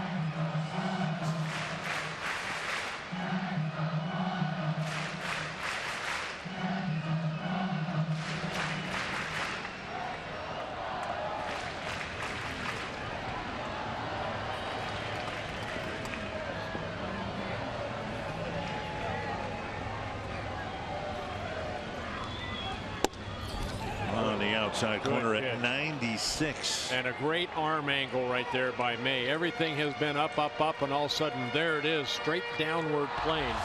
A great fastball. Saw Kevin Jepson do this a couple innings ago. Wow. 2-2.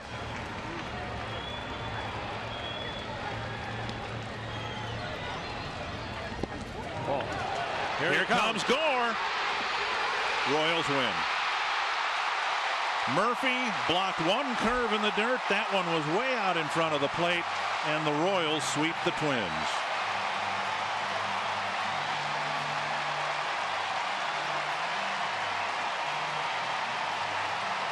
Terrence Gore and his speed helped the Royals here today.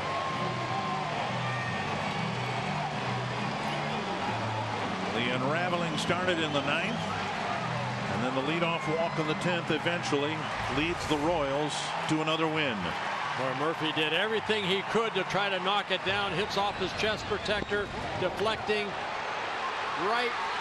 No chance getting that speedster. The difference in the 2 curves, the one that struck out Escobar, that landed just barely in front of the plate, and that one looked like it landed a foot and a half in front of the plate.